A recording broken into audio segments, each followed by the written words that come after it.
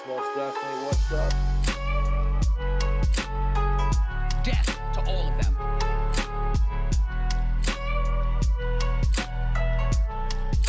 Shout out to the chess club.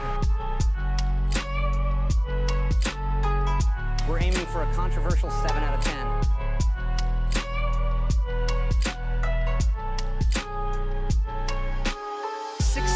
Times the detail.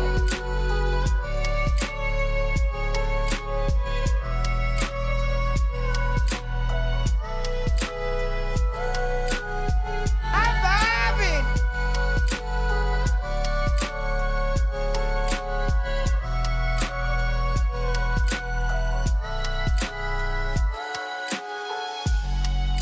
Assassins, Creed Valaha.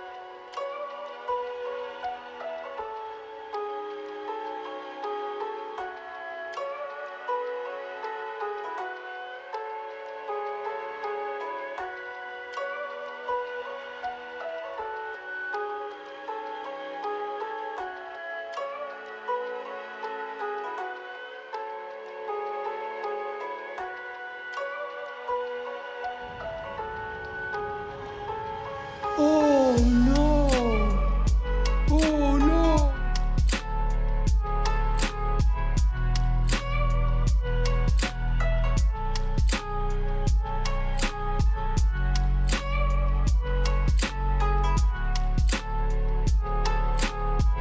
You gotta give him that huck to it. Spit all that night.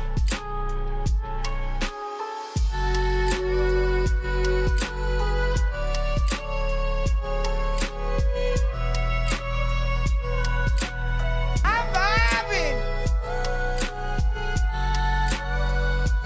16 times the detail.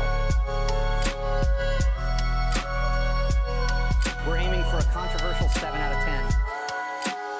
Hello, everyone. Welcome. You gotta give it that hawk twa, you know what's up. How is everybody? You feeling good? You vibing? I know I am. I know I am. Oh, glad to have you. Glad to have you. Feeling good? Good to hear it, pillow sleeper. Glad to hear it. Yeah, today's gonna be good. We got a handful of things to run through. And then Jacob and I are finishing up the frickin' deep dive on Starfield. All sorts of good stuff. Oh, the resort we're staying at for vacation here in a second, or in a few days, is calling me. Just a second. I'll take this and I'll be right back. We're still starting soon. Just a moment.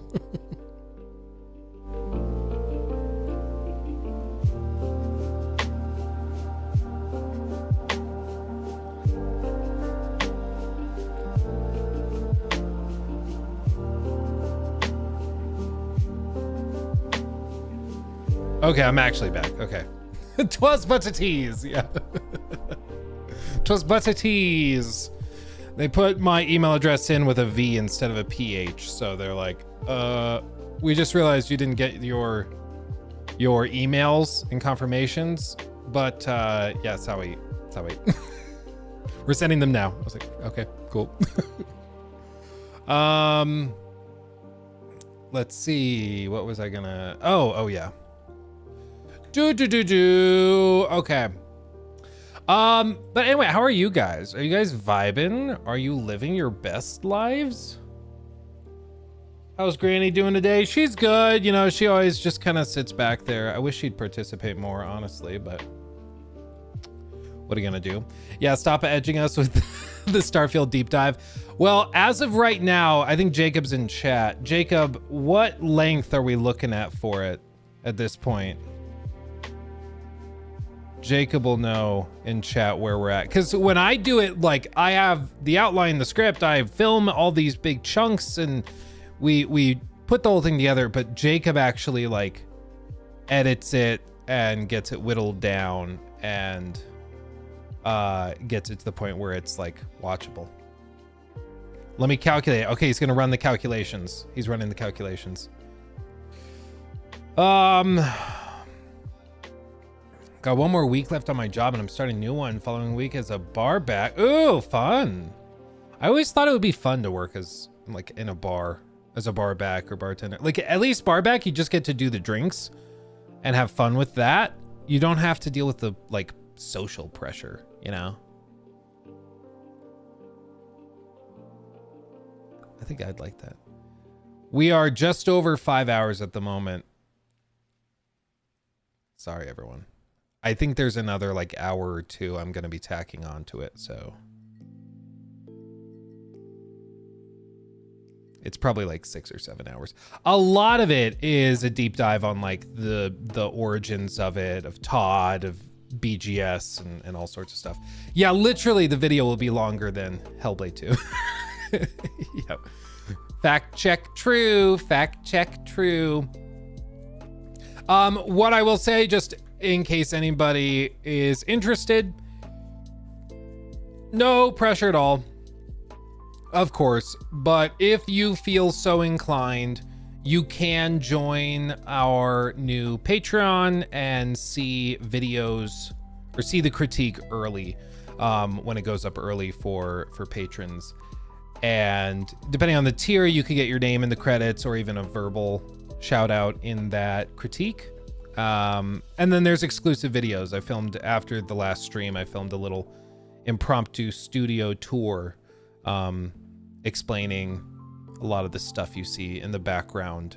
So yeah, if you're interested, go check that out. No pressure, of course. Video will be free for everybody when it goes up, but if you want to help out a little bit extra, that's a great way to do it.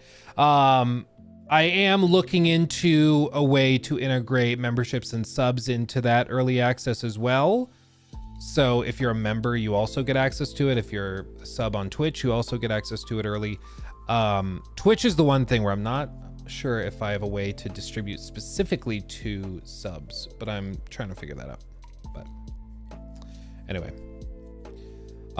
Wait, did you say the Starfield review is 5 hours? I mean, I'm calling it a deep dive into the long and sordid tale of Starfield, because it's not really just a review.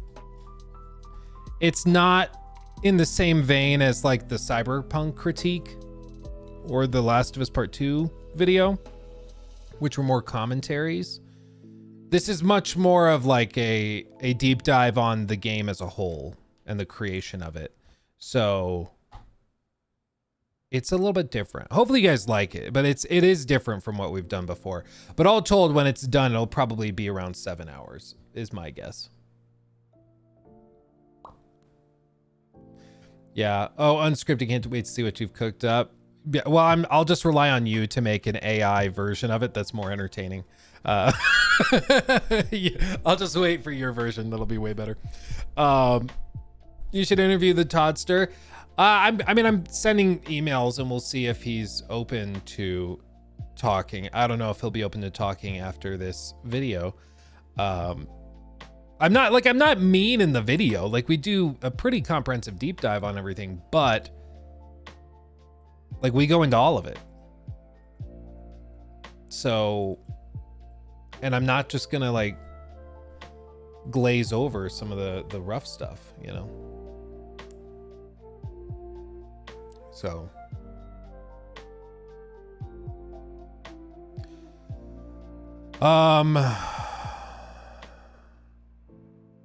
yeah, talking me on here would be crazy. I don't think he could handle the realness.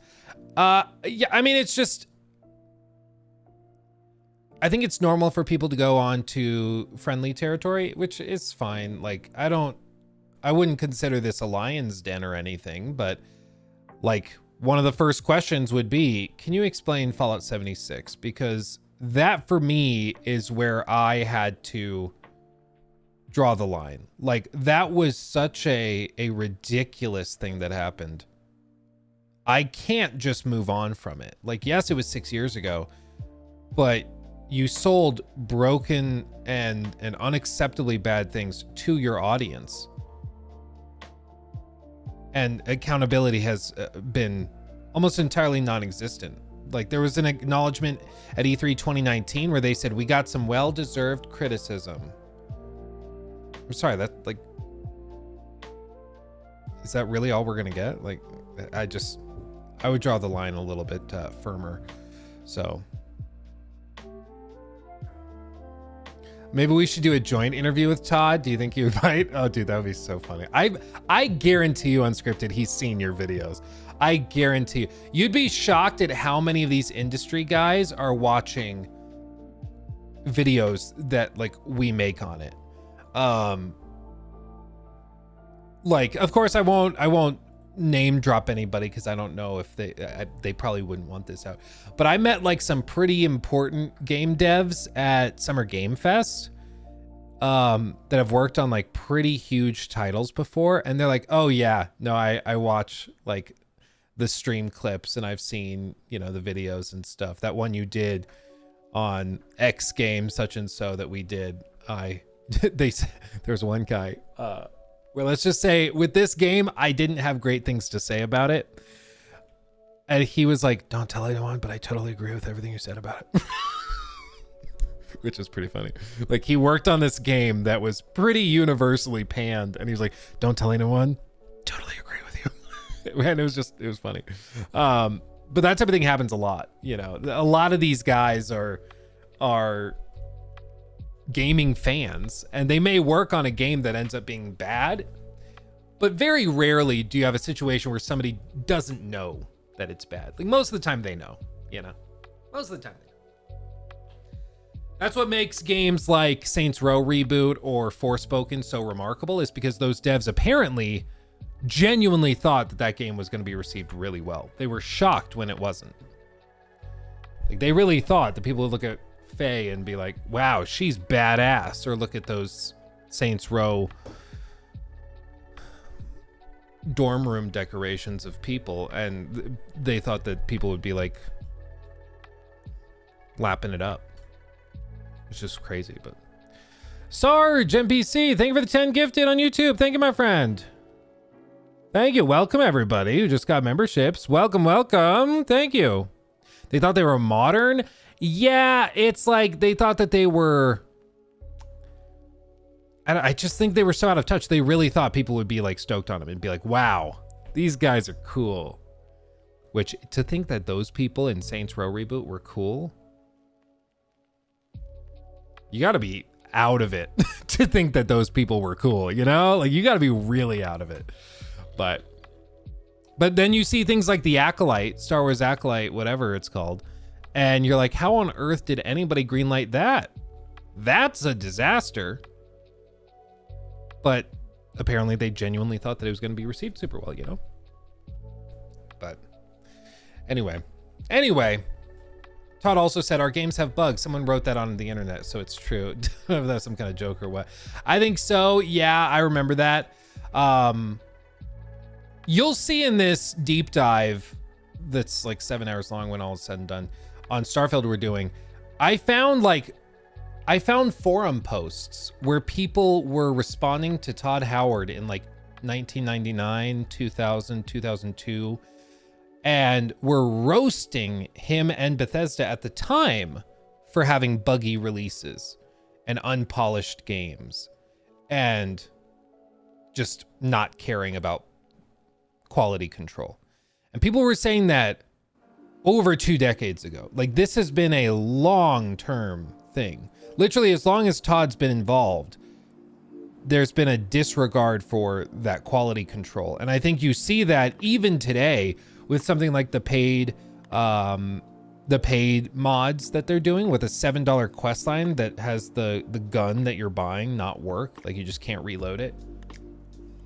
So there's pretty clearly a disregard for quality control. And at some point, I mean, you got to look at the man in charge at Todd and be like, I think he might be part of it, you know? Oh, and Fantasy Files. Thank you for signing up for the Patreon. Thank you. Welcome. If Elder Scrolls 6 is bad or like Starfield, I hope Todd has a bunker somewhere to hide in. I have no doubt that it will end up being pretty meh. People will be super stoked on it. But again, like, Fallout 4 felt really bad in comparison to The Witcher 3 because people were hoping for RPG mechanics, people were hoping for really impressive graphics, scope, scale, tech, all of that. Witcher 3 had all of it. Fallout 4 experimented with some of it, but didn't do any of it as well.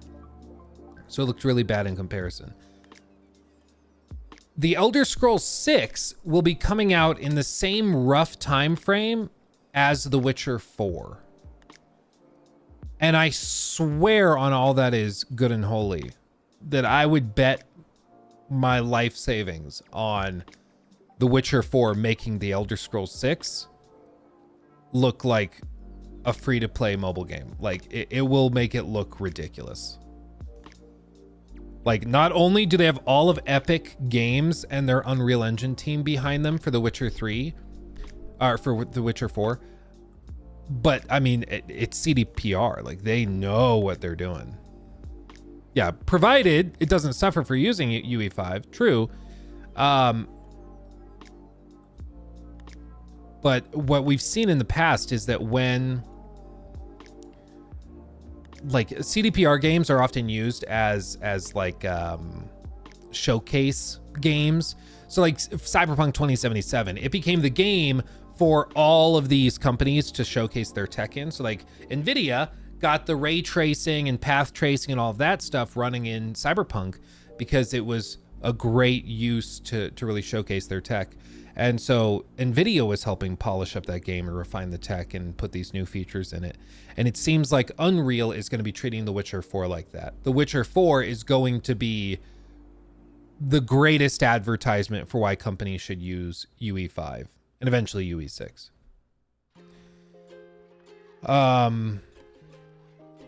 Yeah, it's true, ATP. CDPR knew what they were, or knew what was happening when they released Cyberpunk. Totally agree.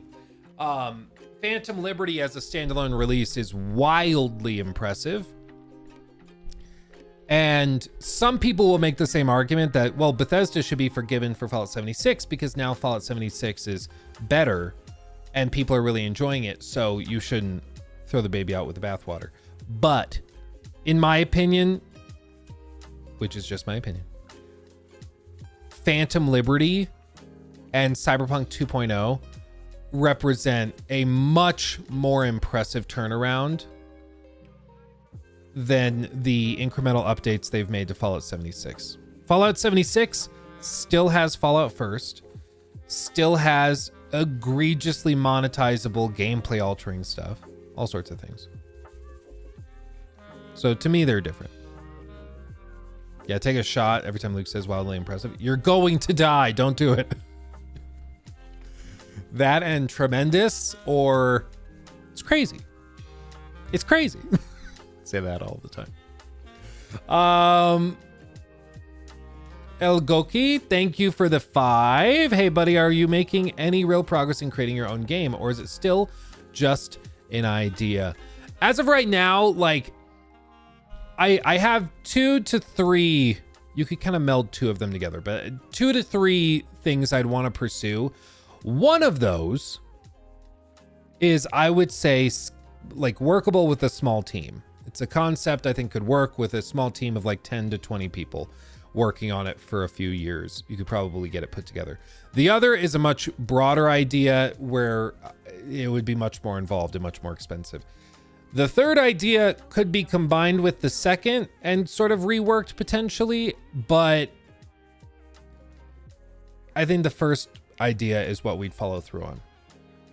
The big thing is just, I think for me to do it the way I'd want to do it, I'd have to be much more involved than my current schedule would allow. So honestly, like long term, what I would imagine it looks like is probably like, I don't know, if I ever get to the point where I'm like, I just want to slow down on the videos, or I just want to do big critiques every, you know, month or two, and I have more time in my weekly schedule to be more involved, then I could start to really tackle it. But it's also just really expensive. I mean, you've got to, like, just for the first year of development, if you got 10 people working on that could be anywhere from like $500,000 to $1.5 million for just a year of development. Like, it's really expensive, and I don't have that kind of money to just toss at something and hope that it works out. If I had business partners that were also willing to work pro bono, like I would be working pro bono on the project to try and make it happen until we find like a publisher or something, then that could work. But if I'm having to foot the bill myself, like, it just doesn't really line up right now.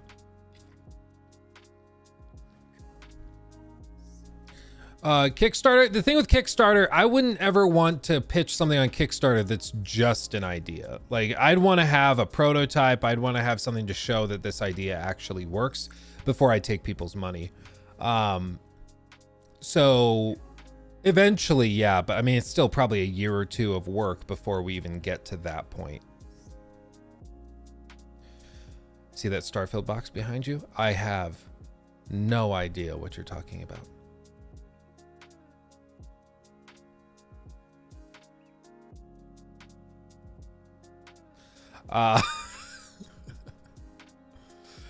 Oh man. Yeah, I mean, if any of you have experience in game development or anything else, go ahead and send an email to my Luke at 28th Avenue. Luke at 28thave.com. It'll go to me and my management team, and we can see it. Even if I don't respond, I will categorize your email, put it in, you know, my little folder of potential connections, and when we're ready to take the leap, I can reach back out. It's the collector's edition smartwatch? No. That is from something else. I never got the smartwatch thing. Okay.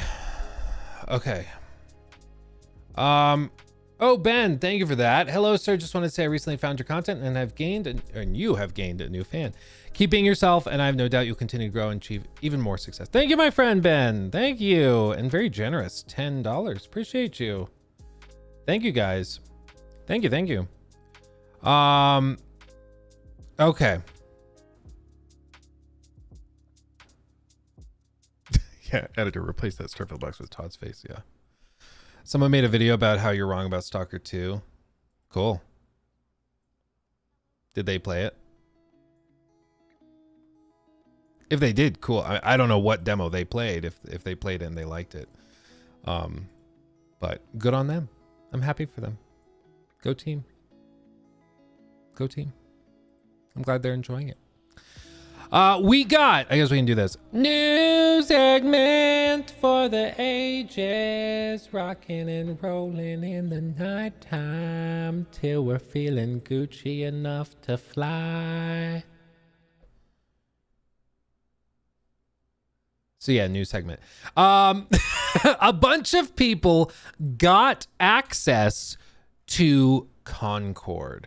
Now, if you don't know Concord, it's that like hyper generic, but also Guardians of the Galaxy-esque looking live service 5v5 Overwatch game that PlayStation has spent millions and millions and millions of dollars on.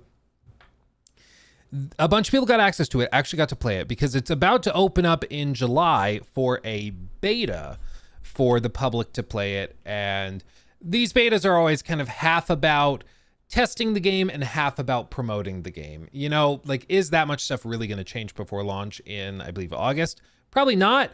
Even if feedback is overwhelmingly negative towards one thing or positive towards another, the game is pretty much done at this point. So it's a lot about balancing that hype versus promotion versus like server infrastructure testing and stuff like that.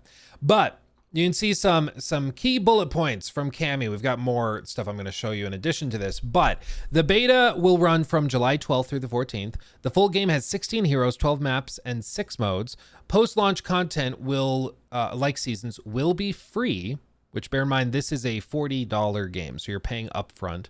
Single life and respawn modes. Movement is floaty, reminiscent of Destiny or Halo. Most characters have a double jump, some have triple jump or dodge. Heroes have 2 abilities and a passive skill, but no ultimates. Each free gunner has a unique weapon and health pool. Before a match, you will have to select a small crew of heroes to choose from, and you can only swap to those during the game. So you won't be able to swap through the full roster. I don't know why they would do that. Like, I'm trying to think, in a game like, I mean, Overwatch is just the most direct comparison. In a game like Overwatch, what would be the benefit to locking players out of the full roster during the match? Is it just so the other team can select their roster in response to you? I really don't understand that one. I don't know why they do that. Each hero can be selected once per team, but there's no role limit. Okay. Quote, Destiny shooting with slightly slower movement and around double the time to kill of Call of Duty, according to VGC. And it will have weekly story vignettes. These were those cutscenes where they said every week they'd have like a new little 2-minute cutscene that they'd release.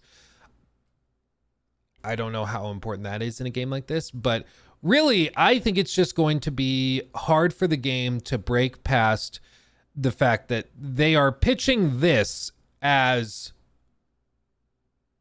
something that players will find cool. And I don't understand, like, we've got some Veruca Salt looking blueberry ass cosmetics, and I just don't understand like who signed off. Like, I'm genuinely just stunned. I mean, people see this and they will mock it incessantly. And I don't understand how anybody would not realize that. Like, how did they not realize this? You know, like the modern online live service like field is so freakishly competitive. You can't make a single mistake. Like, you have to pretty much run it perfect to find success. And when you do that, you have like a Helldivers 2 situation where you just pop off, make ridiculous amounts of money, you're going viral constantly. It could be super successful, but you cannot have a single slip up. And like, pitching this, I just think is a bold choice. They do reveal Concord's monetized content will be exclusively cosmetic, they say. That's cool. There are combat traits. It's maybe we'll hear in this video how those are earned. I would assume if they're saying it's exclusively cosmetic, those can't be purchased, but we'll see, because that's gameplay altering stuff, but we'll see. This article from PC Gamer, Concord seems under anticipated. Sony's hero shooter has some juice.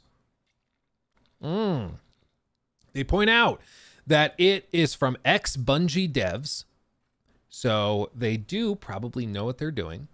But once again, here's the rub with all of this. Concord is fighting an uphill battle, because even if the game is pretty good, that for games like this is not enough, because already you have established franchises like I don't even know. I mean, I would imagine they're targeting mostly Overwatch players. They're targeting a lot of like maybe Valorant players, but this isn't as hardcore as Valorant and it's a different play style. So even that I think is a stretch. I just like most of the player base they're going after is probably already playing Overwatch. And this game, if it's pretty good, Overwatch players might pop in and try it for a little bit.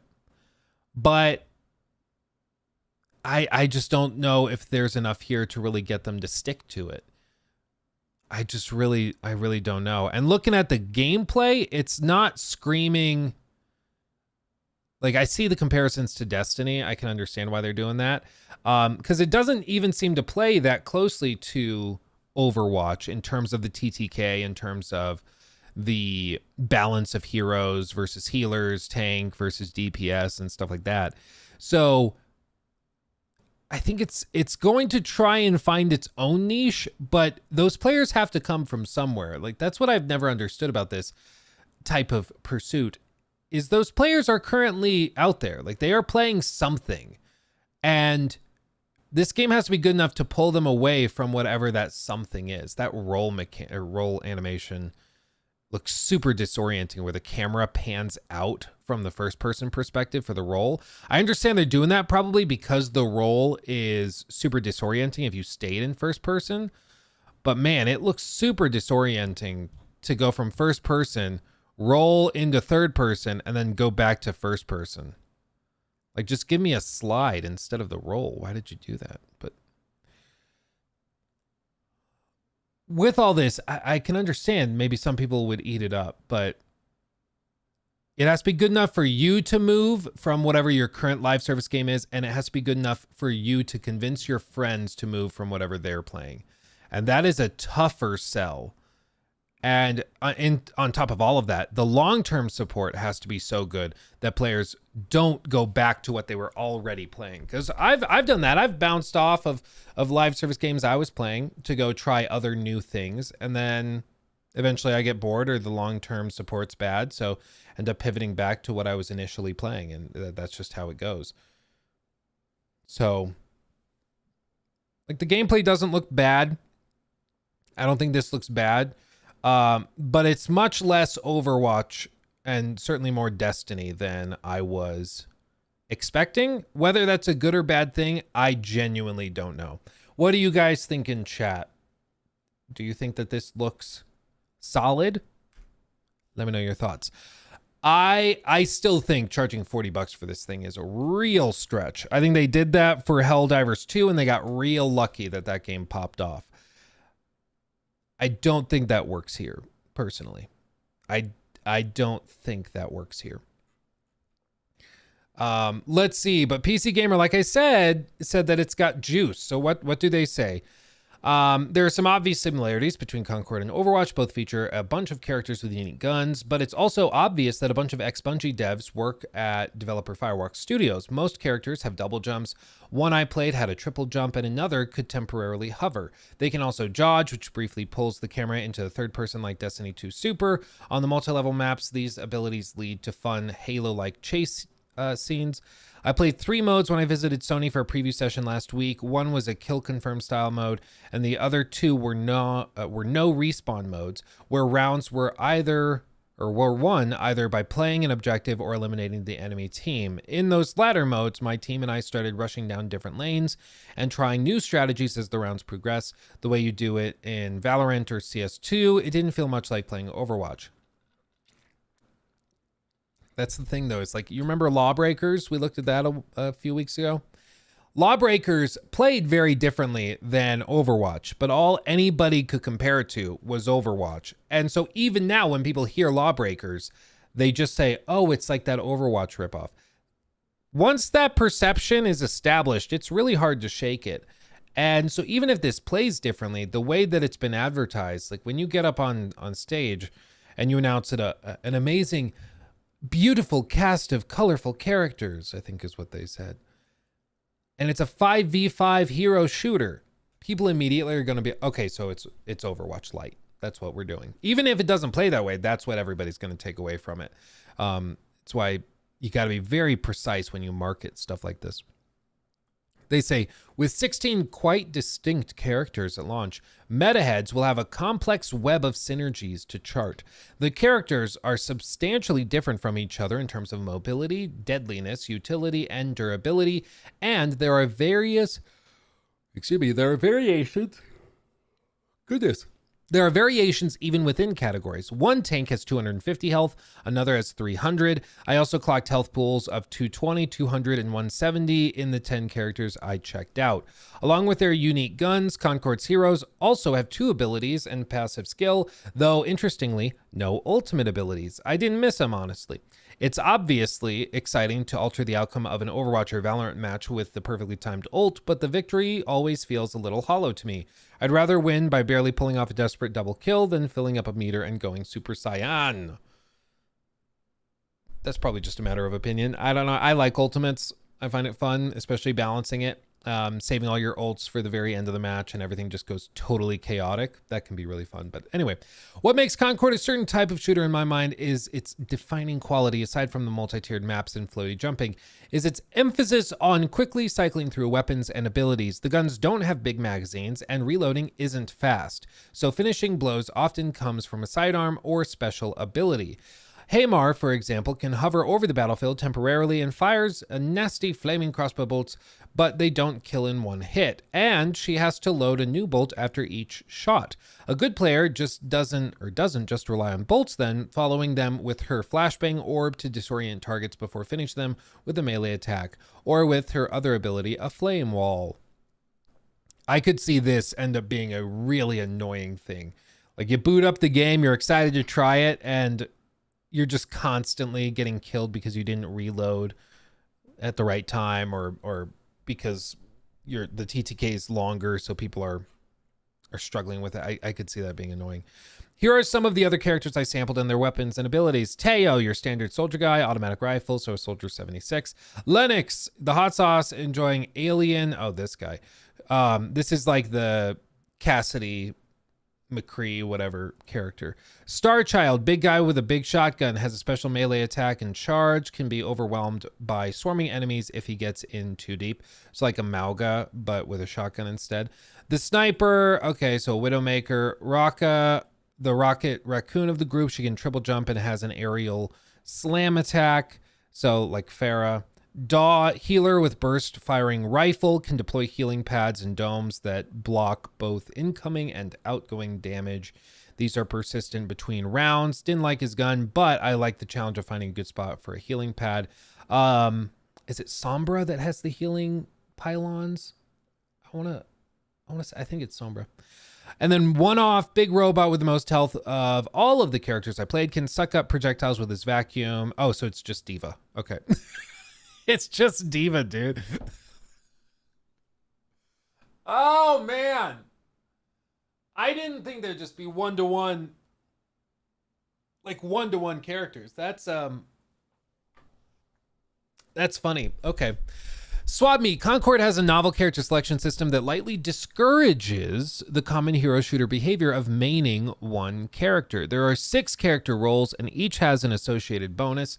Tacticians get increased reload speed, for instance. The interesting thing is that when you pick a character with a different role between rounds or spawns, you keep the bonuses from roles you previously selected in that game, increasing your power as it progresses. You also can't pick from the full 16 character roster. Before you start playing, you have to construct and save a smaller crew to pick from, sort of like a deck. You can build more than one of these crews, but can only take one into a given match. Having not seen high-level play, the benefits of the system are still theoretical to me, but ideally it'll amplify healthy behaviors like switching to roles your team lacks or consciously countering the other team's picks. Yeah, I can understand the thought process, but for the casual gamer that, again, is probably coming off of an Overwatch or a similar game where you can just freely select heroes, I think it's just going to feel weird, especially for the first month or so of the game's life, when you want to experiment with lots of characters, to go into a match and then you just can't. I could see that being frustrating. Maybe it works really, really well, but that's what I'm less sold on. One thing about Concord that hasn't clicked for me yet are the characters' personalities. Uh-oh! If somebody that went to one of these preview events is saying this, that red flag, but let's see. Let's hear them out.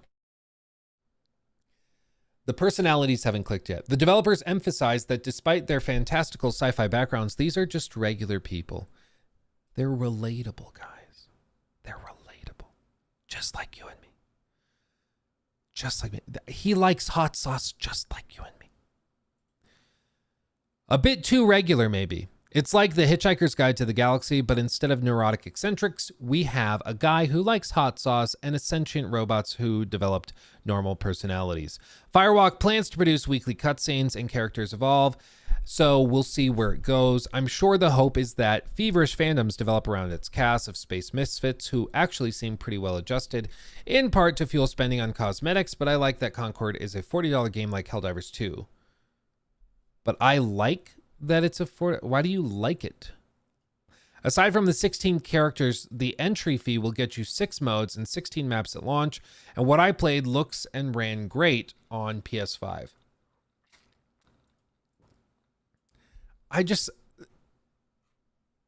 Okay, I'll be nice. I'll shut up and then we'll read the rest of it and then I'll offer my thoughts. Oh yeah, the preview session at Sony's office was naturally on PS5, so I was playing with a controller. The auto aim magnets seemed pretty strong on some guns, so we might see some tension between console and PC players over who got the advantage. I also have to caveat my experience with a note that I consider playing first-person games with a controller a sin, so it wasn't really the ideal way for me to judge the game. I feel that. We'll be able to test the PC version pretty soon. An early Concord beta will run from July 12th through the 14th for pre-orders, who will also get 4 beta codes to share. And then it'll get an open beta from July 18th to 21st. Both betas and the full game, which releases on August 23rd, will be available on PS5 and PC from the start. You will need a PSN account, even on PC. Helldivers 2 just barely escaped that requirement, and I doubt Sony will make another exception. Yeah, they aren't going to. Okay, the $40 price tag, saying that you like it, I can see maybe it's being framed around you like that price tag is helping them justify putting in so many maps, characters, and game modes. Okay. But $40 is a good chunk of change. That's pretty hefty. And it's also for a game that a lot of people are still very much not sold on. Now, what I do think they deserve credit for is having an open beta in mid-July that's open to everybody. In the initial announcement, they only mentioned this one for pre-orderers. So if you pre-ordered the game, you get access to the beta. And I was like, is that the only beta they're going to do? That kind of sucks that they're going to charge for it. But apparently, there is also an open beta for everybody. So everybody can try it and know what they're getting into. I think that's great. If the game is good, this is a phenomenal way to showcase that to people and give them a reason to get into the game. I think that's awesome. But $40 is a good chunk of change for a game that people are not sold on. Maybe after the beta, people are like, oh my God, I love it. I want more. But even with that, other games like the Finals that had open betas and stuff for a long time before the game launched, even those games that I'm correct me if I'm wrong, I'm pretty sure the Finals is free to play. They still have a barrier to entry because with how competitive these things are, you still have a challenge to overcome in just getting people to download the game and not play that other game they've been playing with their friends for a night or 2 nights or 3 nights while they try it. So can anybody other than Helldivers 2, which is pretty unique, are there any other recent live service games that are like 30, 40, 50 bucks that have been successful? The most recent one was Suicide Squad, which was 70, and that, of course, was a catastrophic failure. But other than that, Helldivers 2 is the other most recent one, which was pretty exceptional. X-Defiant is free to play. Battleborn. Destiny's DLC. Yeah, because it's a DLC, it probably is its own thing. I was trying to think of other paid multiplayer experiences. Siege? But Siege is also like, what, a decade old? I mean, it's been around forever. Basically what I'm getting at is I don't know if this is like still a really viable thing to consistently do. Helldivers 2 was such an exception to the rule because it was exceptional. And I don't know if you should make broader business decisions based on those exceptional circumstances. Like Helldivers 2 became meme worthy. It became a viral sensation. Everybody was talking about it and playing it and eating it up. And I don't see that same hype level for Concord. Now, maybe it does get there. Maybe after the betas, people are that stoked on it that it actually does come in and just curb stomp Overwatch and other games. You know, more competition in this realm is good. Don't get me wrong. I hope that the game's good. I hope we end up loving it. I hope we get more good games that we can sink our teeth into. But there is a big uphill battle that they're fighting here, and they got to knock these betas out of the freaking park. I mean, they got to really blow people away with these. Final Fantasy 14, it's an MMO, but keeps getting $40 updates. Yeah, but I don't know what, like Final Fantasy 14, I don't know how many new players they're attracting. I know people that are super into Final Fantasy 14. I don't know anybody who plays Final Fantasy 14 who hasn't been playing it for years and years. You know? As far as I know, they've all been playing it for ages. Also, shout out to Kaylor, our new patron over on Patreon. Also, Walk3 and Austin and General Tesla and Mason. Thank you all for signing up for the Patreon. Appreciate you. Welcome, welcome. There's already an exclusive studio tour up on the Patreon if you're interested. And of course, you're going to get early access to the Starfield video, which is going to be a behemoth. So buckle up for that. Okay. So final verdict. I'm going to do a poll for everybody. Okay. We're going to do a straw poll to wrap up this segment. We're going to do a straw poll. Everybody can vote on it. And all I'm going to ask is, do you think Concord is still around in fall 2025? So after a year has passed, do you think it's still around? Okay, we're just going to do a straight yes or no. Okay, just a straight yes or no. And then I'm going to paste this into chat for everybody. And go ahead and vote, and we'll see where you guys land. I think it will be around, but I don't think it will be receiving weekly cutscene updates. I don't think it'll be receiving the same like DLC support. I don't think it's getting that level of stuff. I think it's going to be like, we're going to slow down production of cosmetics and stuff, and they'll put it on like a skeleton crew, kind of like Suicide Squad. That's kind of my expectation. That's my guess. Life support, basically. Yeah, like they won't fully shut it down, but I don't think they're going to be supporting it anywhere near as heavily as they will in the first like few months. While you guys are doing that, Joe, thank you for that. I love how we get this live service mess, but not Spider-Man, the Great Web, or the Last of Us factions. Well, so I've told you guys before, I tend to be a little bit more forgiving, sort of, when it comes to like the live service or when it comes to cancellations rather, because like these companies, you've seen what they do for some of these projects that end up being just total garbage. They still release them, right? Like they still put them out. And so for a company like Sony to cancel a game fully, that to me would suggest that it was real bad. Like if they canceled The Last of Us factions, they really thought, and there might have been extenuating circumstances here and there, but it would seem that they thought there was really no chance that thing would give them any sort of kickback. If they were willing to do that, if they were willing to fully cancel it and just walk away. That's pretty wild.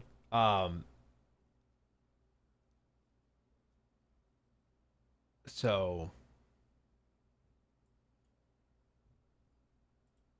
yeah,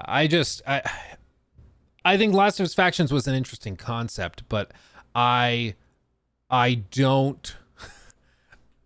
I'm not one of these people that's like, I think it actually would have been amazing, and I think they should still release it. If they canceled it, it probably is because it really was not where it needed to be. You know, like that's my guess. Because they wouldn't just cancel it for no reason. They wouldn't just walk away from it if they could make a little bit of money off of it. So the fact that they just totally canceled it, to me, would suggest that they were confident that this was not going to actually like turn out well. Okay.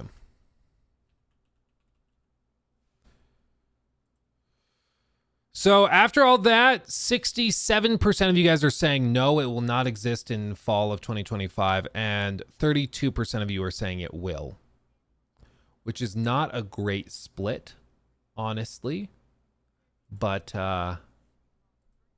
there's that. Let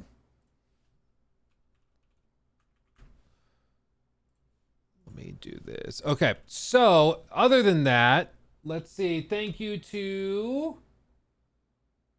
We got some more. Thank you to Isaac Barnett. Thank you for the $5 super chat. Hey Luke, super excited for that Starfield review. Much love. Thank you, my friend. I'm excited for it as well. I hope you guys like it, because it's, like I said, it is different from what we've done before. The old stuff, very much like,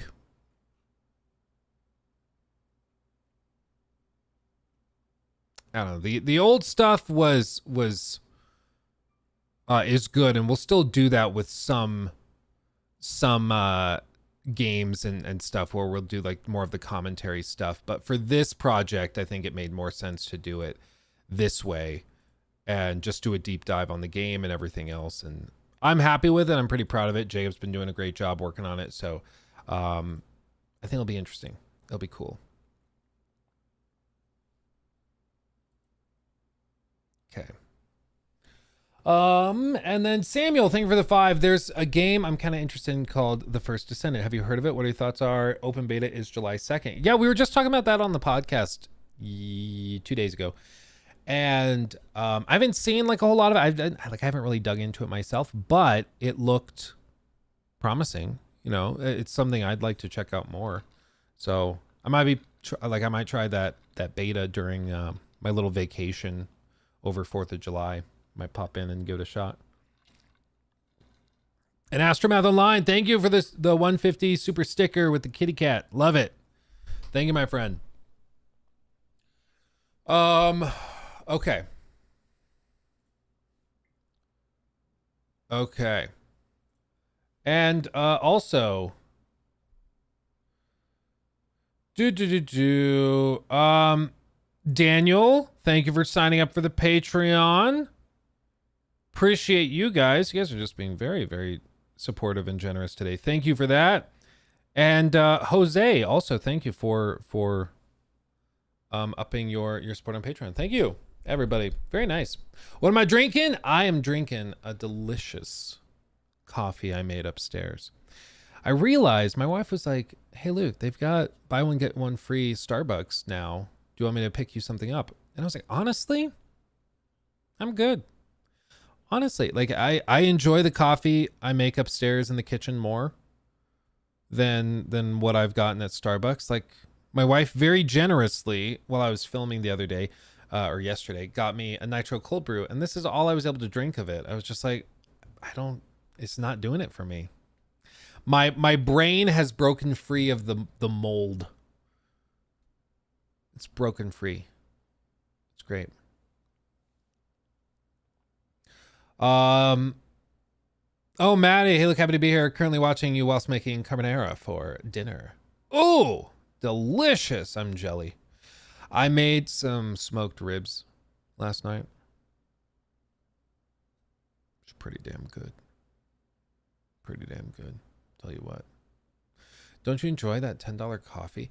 Well, dude, the problem is like I cannot have dairy or like heavy sugar. And dear God Almighty, the day that I have them combined, it's horrible. Like you guys, occasionally you'll see it where like I will break out on my face in like the horribly painful like cystic acne, and it's just horrid. It's wretched. But that will happen if I have like, if I go to the coffee shop and I get a coffee and I ask for it like with oat milk, or if I ask for it with sugar free, but they don't use sugar free. If I have like any sort of intense amount of sugar or dairy, and especially if they're combined, it will destroy my skin for like like 4 or 5 days. It's wild. I just can't do it. And it sucks because I love to drink my calories. Believe me, you and me, I love it. If I could live off of Frappuccinos and those frosted lemonades from Chick-fil-A, good God Almighty, I would never drink anything else. But man, it's horrible. No ice cream. Yep, no ice cream. No ice cream, no pudding, no yogurt, no, like none of that. Which sucks because I love it.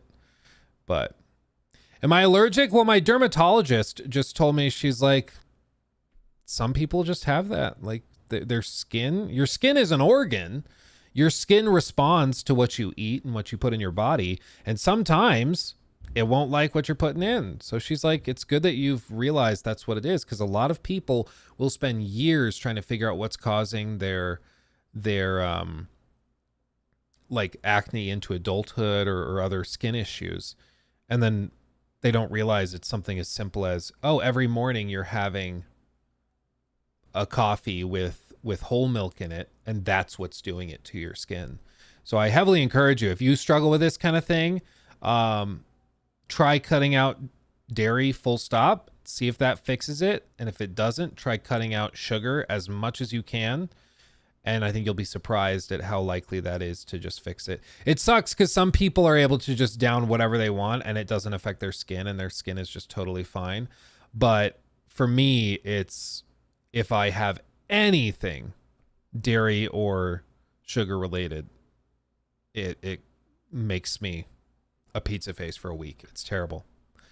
I'm 27. Like I'm an adult. I shouldn't have to deal with this, but it's just it's a whole thing. Katie says, I have a medium to high tolerance for greasy food. When we had Popeye's chicken for supper, I was suffering from stomach cramps and indigestion for a day and a half. Took a bunch of Tums and coffee to get rid of the pain. Yeah, sometimes food just does that to you. You'll have one little thing and it's just like, nope. Your body's like, how dare you? What are you doing to me? Yeah. Yeah, cutting out sugar was the best decision I ever made. That and freaking soda. I have a friend that used to just, like, he'd wake up in the morning, go to work, and at work, in the first portion of his shift, he'd have a can of soda. And then at lunch, he'd have a can of soda. And then as he finishes his shift on his drive home, he'd have a can of soda. And so he'd go through like, a dozen cans in a single work week. Like it was nothing. And he just cut that out. Like he cut that out. And the dude lost like 15 pounds in like a month and a half. It was wild, but that's how heavy the calorie deficit was just from doing that. It's pretty crazy. That's my weakness though, is that I'm weak. I'm weak for the drink calories. I love to just drink my calories away. It's great. Yeah. Diet Coke? Diet Coke is diet. That's fine. The thing with Diet Cokes is just, or diet sodas in general, is it doesn't actually fix the problem, which is that you're kind of addicted to sweet drinks. It just gives you a sweet drink that doesn't have those calories with it, but you still are addicted to the sweet drinks, right? So it can be useful to instead try and just totally kick the habit to begin with. I remember there was an old,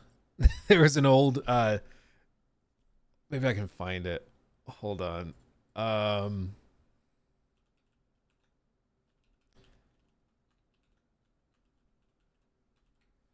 Let's see. Oh yeah. I remember seeing this so many years. I was in high school when this dropped, but I remember one of my math teachers brought it up and mentioned it. And now, you know, it's all political and it's just stupid or whatever. But I still thought it was really funny. This is a tweet from October of 2012. Okay. Over a decade ago. And it was just Trump saying, I've never seen a thin person drinking Diet Coke. And that's the whole tweet. Which is just kind of funny. It's just kind of fun. And every time I think of drinking a Diet Coke, I just have that pop in my head. I'm like, oh, yeah. It's pretty funny. Okay. Let me show you guys something kind of trippy and cool. We can do this. New segment.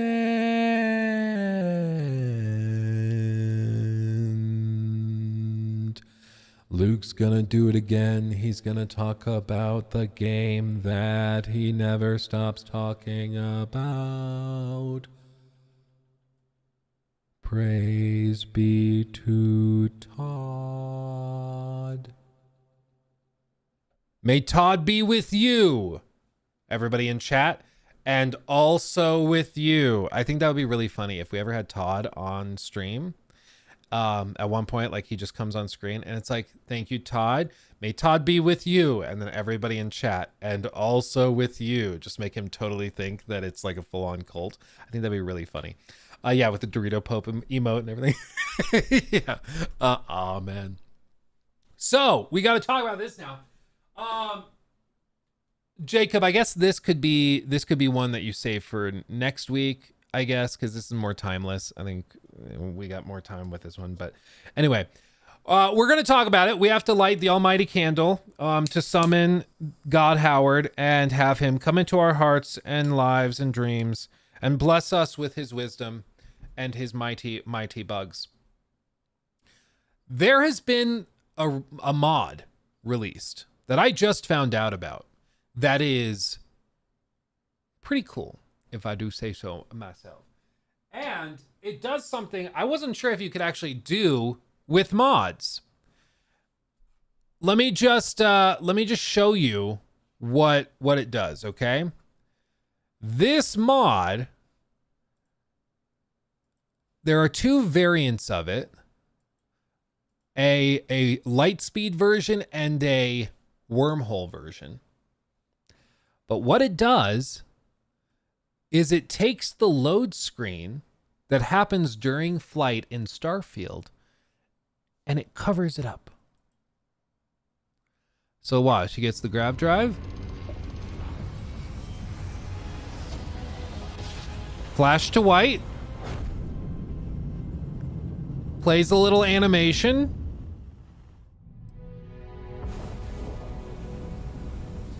And you pop out on the other end. The other version is the wormhole variant, giggity giggity goo. And in this one, you can see he also pops it, and then it's going to do the little warp animation. Flash to white. You go into the wormhole, travel through the galaxy, and pop out on the other side, right where you meant to go. Now, some people are looking at this and are like, that's the stupidest thing ever. It doesn't actually change anything. It's just covering the animation and making it look like it's different. But I think all of this is just a matter of framing what's happening. One of these, I think, feels better to the player, whereas at the end of the day, it's the same thing. The load screen is still happening. The amount of time needed to load between locations is the same, but one feels much more immersive than the other. And it's perhaps just a matter of personal opinion. You know, it's not really that crucial. But I do think that this shows how if one guy was able to put this mod together to provide a seamless experience, I don't know what Bethesda's excuse is, because at the very least, I think that if you had to pick between two of these, like cover up the load screen with a cool animation of you warping through space, I think that that is way cooler and is just frankly better than having to go to a separate load screen, watch the little circle spin, and then you end up where you are. I just think it's better. Like, I don't know how you could argue that the load screen is superior. You know? I just don't know how you argue that. Like, some people might say, well, it's to give me a break. It's because sometimes I do want to take a break when I'm playing a game and pull up my phone and check it while it's loading. And I'm like, hey, I hate to break it to you. A lot of the games that are going to be coming down the pike, no load screens at all. So maybe don't get used to that. But with this, I just find it to be clearly superior. And initially when Starfield dropped, people were saying that this was simply not possible. You couldn't have a video play during a load screen because it would cause all sorts of frame drops and choppiness, and it just wouldn't be doable. You couldn't do it, even if you wanted to. But I mean, demonstrably, you can do it. And I just think that that looks and feels way better to the player than pulling out and going to a dedicated load screen. And I think if they did this, people would have been much more immersed than they ended up being as they played through this. You pop right back out, and you arrived at your location. It's little touches like that that really add a lot to it. Now, this wouldn't fix the whole game. I mean, this is an example of sort of a little bit of misdirection, because it is a load screen. You're just trying to like trick the player into not realizing that it's a load screen. But it would help. It would help. You still have the problems with effectively all of the game just being separated by fast travel. And what I've said about fast travel before is that I think fast travel, if players become reliant on it, you are encouraging them to skip, usually, one of the core mechanisms of your game, which is usually traversal. So thinking like a Fallout game, when you have to, like, when you're just fast traveling around the wastes nonstop, that is skipping on a core mechanic of the game, which is you walking and traveling and exploring, encountering things and enemies and stuff while you explore. You're just skipping that part of the game, usually because you've already done it to discover those points of interest, but you're skipping it. And ideally, you would never skip it, period. Like, ideally, the exploration would be so fun and interesting that you would never want to skip it because it's the best part of the game, right? Think of like Red Dead 2. There is technically a fast travel system in Red Dead 2, not totally open-ended like in a lot of open world games, but there is technically one there. But just like Red Dead 2 or GTA 5, where you could use cabs, a lot of people would just end up exploring themselves and getting to the destination in question themselves because it was just frankly more fun than sitting through the load screens or whatever else. So I think ideally, players should never want to fast travel in your game.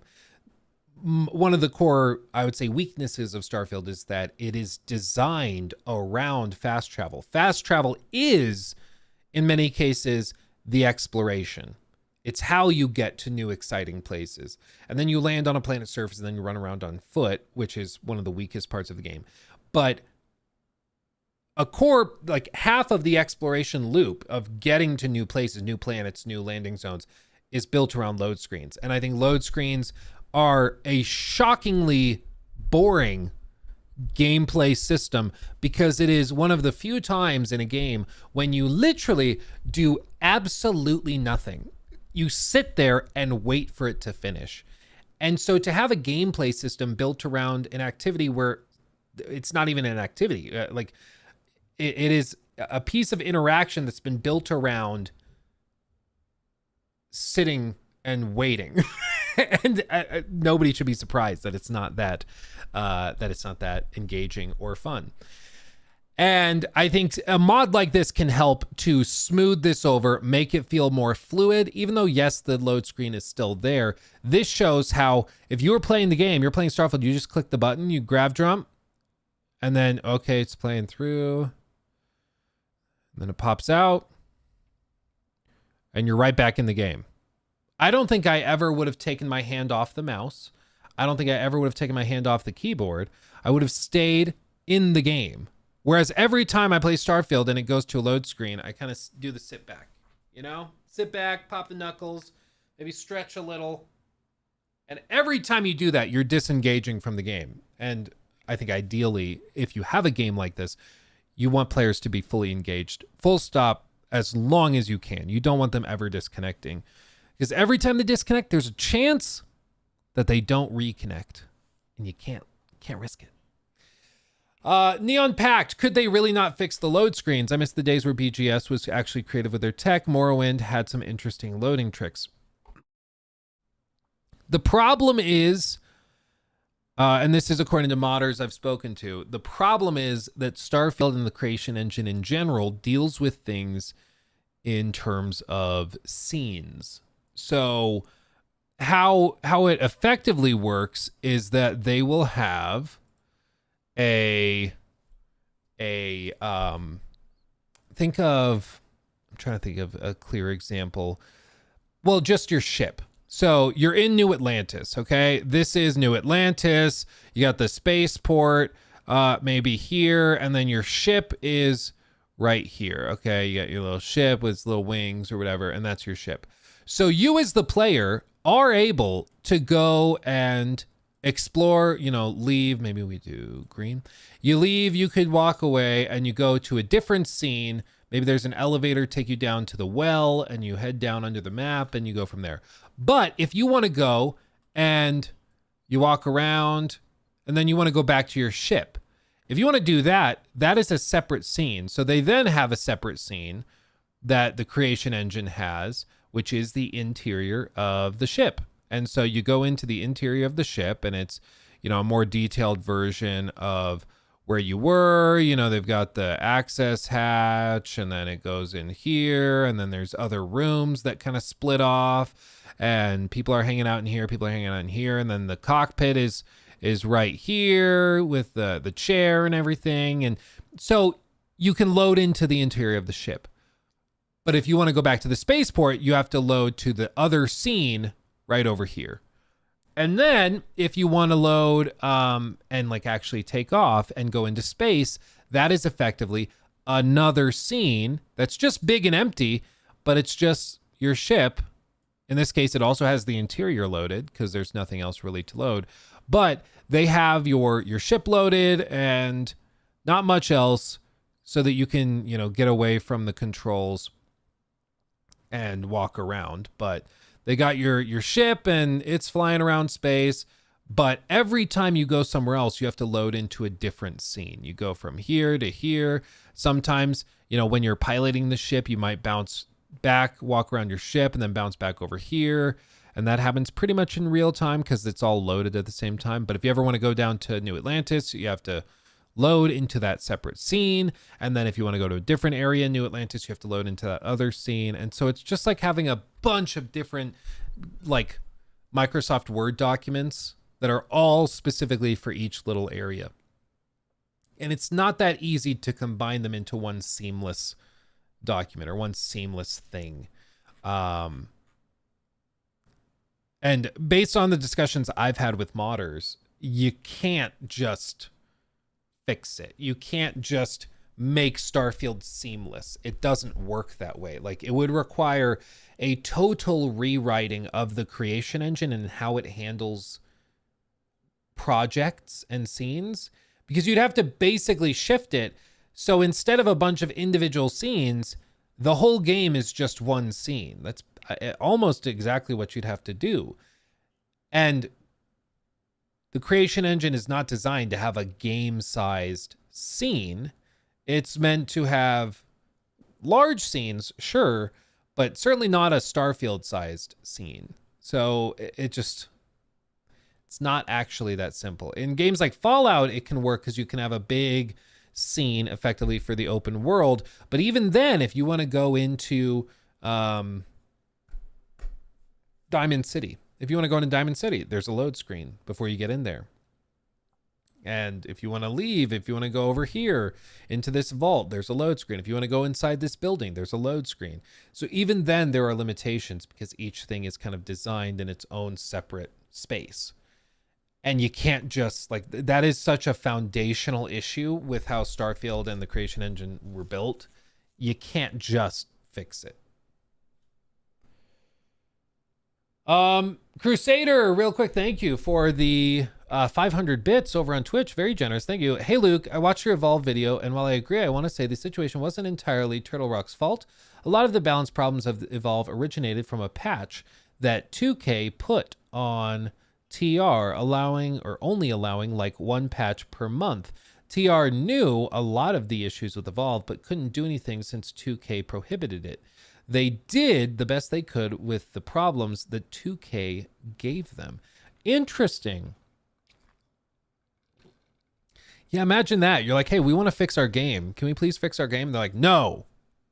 Next month. But people are leaving. We need to fix it now. Too bad. Talk to us when I get back from vacation. Like, wow. Wow. I will say there are a lot of instances in the corporate world where it's like, you could have avoided so many of these problems if you guys just were a little bit more flexible. If you just did the thing. There was the story, for example, recently, I remember with Elon when he bought Twitter, and he went in there and he was like, we don't need 3 redundancy servers. We only need 2. So we don't need this extra server. We can get rid of it. And he told the engineers at this data center, and they were like, well, no, but we have 3 because we've always had 3, and that's just what we do. And so we have 3 backups. Like, this is just what we do. And Elon was like, I don't really care.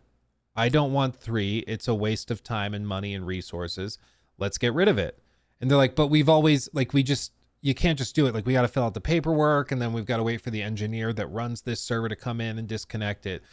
And so Elon was very frustrated. They're driving away from the server, where the server was stored. And this is like, I think it was over Christmas. It was like the day before Christmas or something like that. And Elon's, I want to say, cousin was with him. And they said, you know what? We could just go back in there with a screwdriver and just do it. Like, we could just take it. We'll rent a U-Haul, load up the server in the back of the U-Haul, take it away. We could just do it ourselves, man.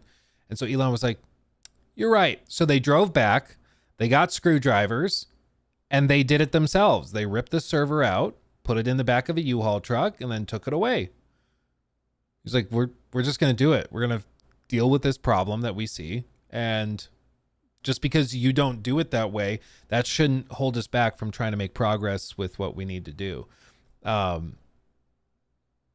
Which is pretty funny. Now, does that lead to destabilized systems? Does that lead to maybe chaos in procedures? Absolutely. Absolutely. Usually companies like 2K that have rules for, like, you only do updates once a month, or you only do this, that's put in place because they want to make sure there's quality control. They want to make sure that it goes through these approvals. The lawyers check on it, all of that. You know, there's a lot of other things that factor into it. But the cost is when you're that bloated, there's a lot less flexibility, and it's harder to actually make things happen. Yeah, there's nothing worse at a job than hearing that that's just the way we've always done it. Well, it's just, when you're a small team, you're flexible, you're agile, you can bounce around, do crazy things. But when you balloon up to being a huge corporation, it can be difficult to make quick moves. Okay, we should talk on this. Hold on. Let's see, where was it?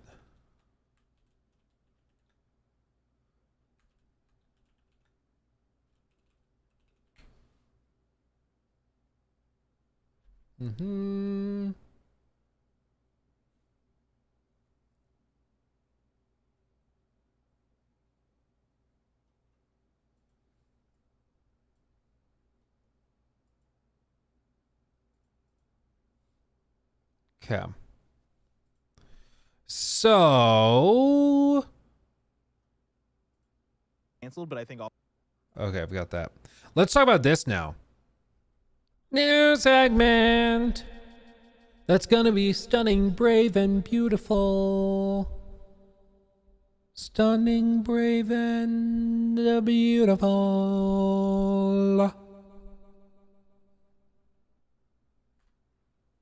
You guys know what we got to talk about. A wonderful woman. Let's talk about a wonderful woman. A woman that makes you wonder where she is. She's been AFK for ages. Her creator has also been missing after they screwed up on their last creation. People have just been wondering what's happening. What's happening? Well, they've been issuing some surveys. So this is something that occasionally happens with games, but it's pretty rare. But basically, Warner Brothers and Monolith, they've been sending out surveys to people asking them if they'd be like interested in a Wonder Woman game described as this. What would you rate this in terms of excitement? And they're basically trying to gauge interest in the current pitch. Because if interest, like say they describe the game to people and everybody that responds to the survey is like, that sounds horrible.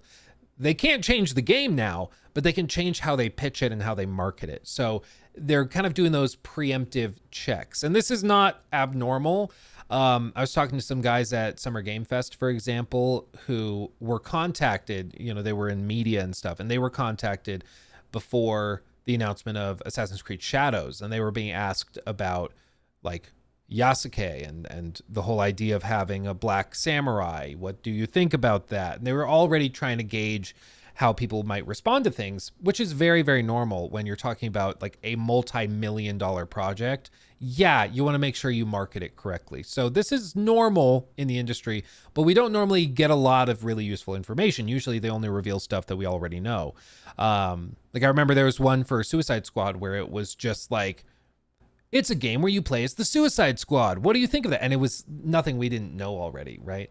So with this, Joraptor did a little collection of details from one of those surveys. And there's some interesting little tidbits here. The Nemesis system is back because, again, this is from Monolith, the guys that did Shadow of War and Shadow of Mordor.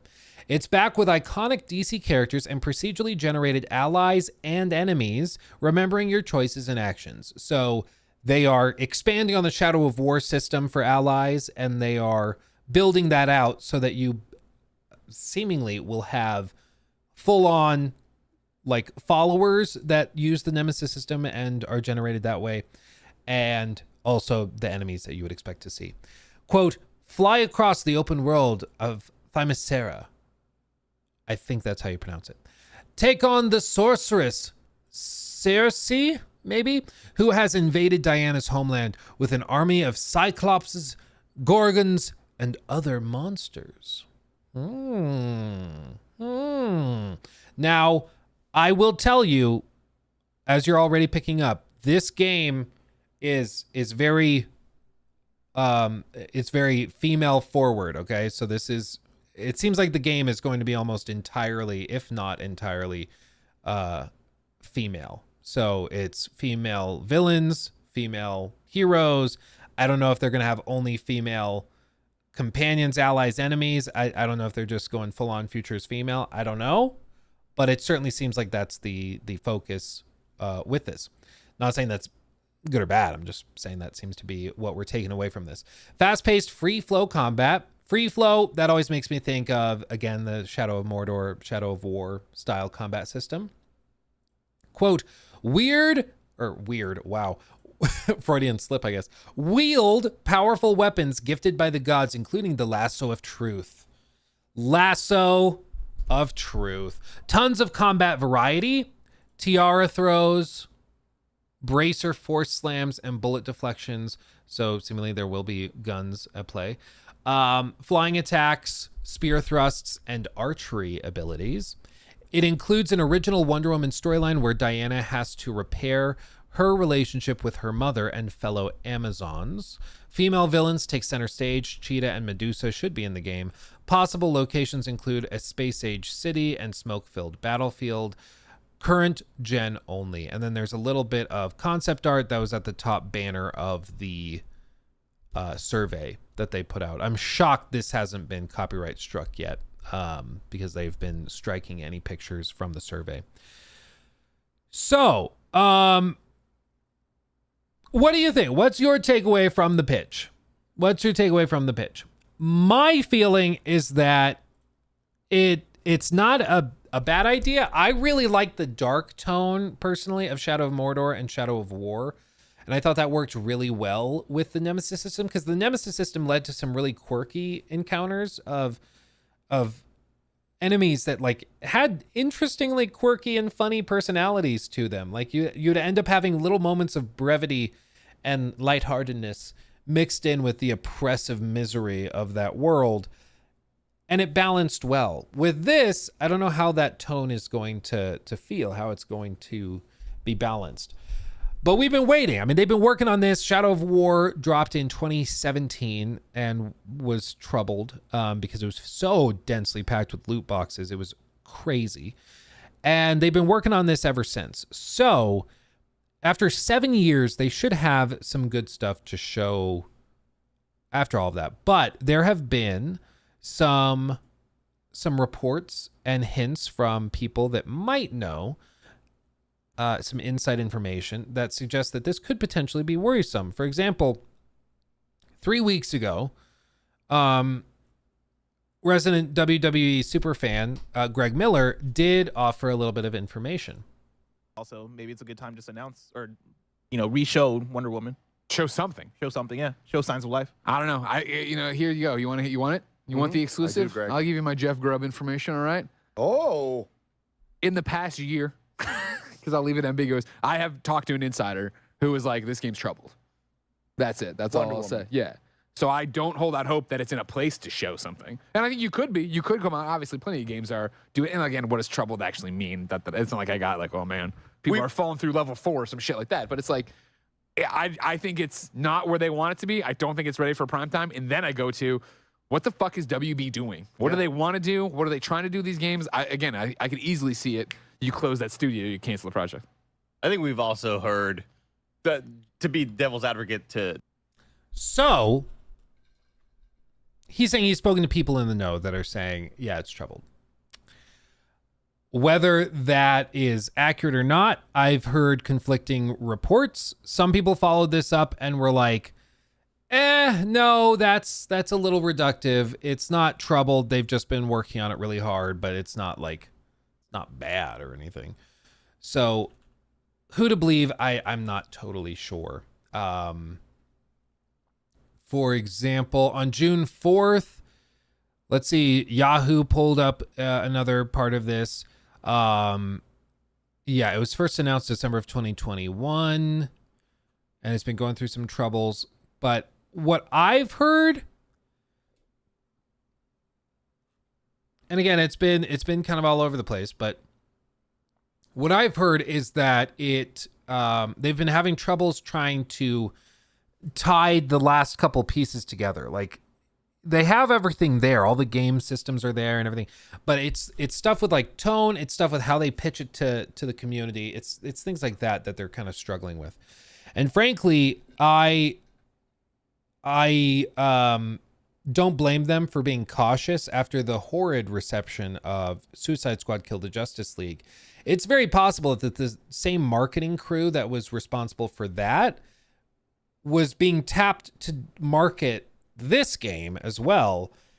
And it's possible after the horrid reception of Suicide Squad and the kind of bungled marketing for that game, it's possible that they just are redoing their approach to it. Maybe they brought in a separate firm and they're reevaluating everything and they're just going to figure out how to pitch it from scratch instead of like just trying to go rah. Like, let's just be perfectly honest. I think if they tried to sell this game as like a feminist statement against the patriarchy in gaming, I don't think that would go well. That's my humble opinion. I think that would lead to difficulties in converting a large portion of the gamer base to buying the game. And I have a feeling that that was the initial approach to this game. And in light of all the stuff with like Sweet Baby Inc., in light of all of the stuff that's going down with culture war elements in the US especially, I think they are being very cautious and they don't want to misstep right out the gate, because this is one of those games, if they screw up the initial pitch to people, I don't think it recovers. Like, the second people have their mind made up that this is like, this was not developed to be a good game, this was developed to be a political statement or whatever, you can't really shake that perception. So it seems to me maybe they are cautiously reevaluating how to sell this game to people. And I think that's reflected in all of these surveys they're doing. They're pushing out all these surveys trying to ask people directly, what do you like? What do you not like about this pitch? What should we change about this pitch? What should we do here? What should we do there? And that's not something you do if you are like hard set in your marketing approach. It seems to me that they are very cautiously walking on eggshells, making sure they don't screw this up. This is like Madam Web. It's already too late. The problem with Madam Web is that it was just a god-awful movie. The thing with this is like, you can have, this has been my general approach to these things. The reason why I'm not too worried about activist involvement in the games industry is because pretty much everything they touch turns to garbage. So they sort of have a way of working themselves out, you know? Like, if they get really involved with something, the game ends up sucking ass, and then nobody plays it. People mock it incessantly. And eventually the business guys at the top that only really care about money, they're going to be like, okay, well, that was a mistake. We shouldn't hire them again. So it sort of sorts itself out at the end of the day. You end up with a lot of wasted time, a lot of wasted resources, money, and games that could have been great that flop. But I think generally it works itself out.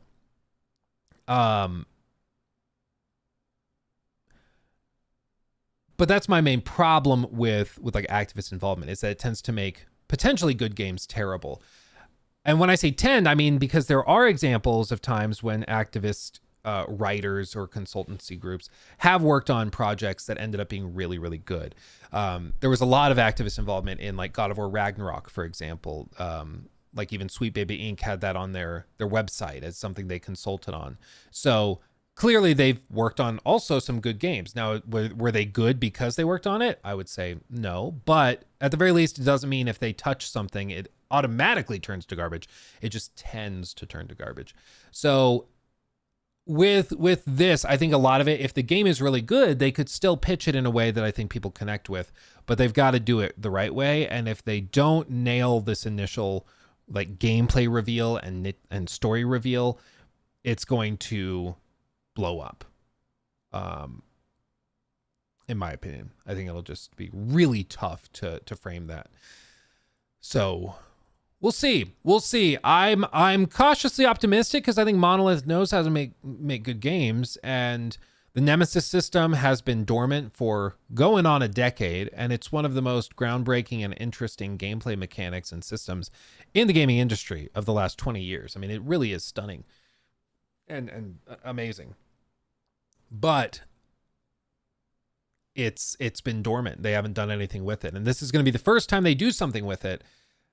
And so I really hope it's good. I don't want to have to wait another 10 years to get a good like Nemesis system game, but we'll see. You can tell though, like I'm already getting the vibe that there's something weird with the Wonder Woman game where they are very cautiously approaching it. That could be that the game they think has so much potential they don't want to screw up the marketing pitch, or it could mean that maybe something's going on with the game and they're like, you know, it's tough to figure out at this point what it is, but there's some strange energy around it, you know. My wife's mom is always talking about energies. It's very funny. You walk in a room, she's like, your energy is off. Like maybe it is. I don't know. But with this, the energy is off. Speaking of energy, how is you guys' energy? Do you feel like your energy is off? How's your chakra? Yeah. Oh, golly. Oh, golly. Oh, man.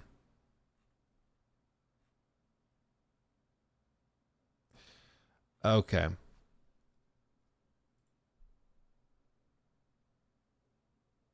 Oh yeah, somebody asked me if I saw the debate last night. I don't like talking about politics on here because I'm a gaming YouTuber. Nobody should listen to anything I have to say with politics. But I think we can all agree it's really unethical to go to a nursing home and film a presidential debate. I just think like at some point you got to draw the line. Like, have we no shame? Have we no shame? Like, what are we doing? Oh man. Okay. Speaking of no shame, let me tell you about something that I have no shame in loving. Okay. No shame at all. That's Warhammer. New segment.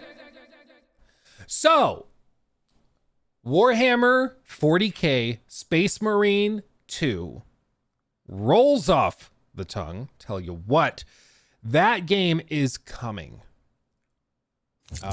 I'm coming.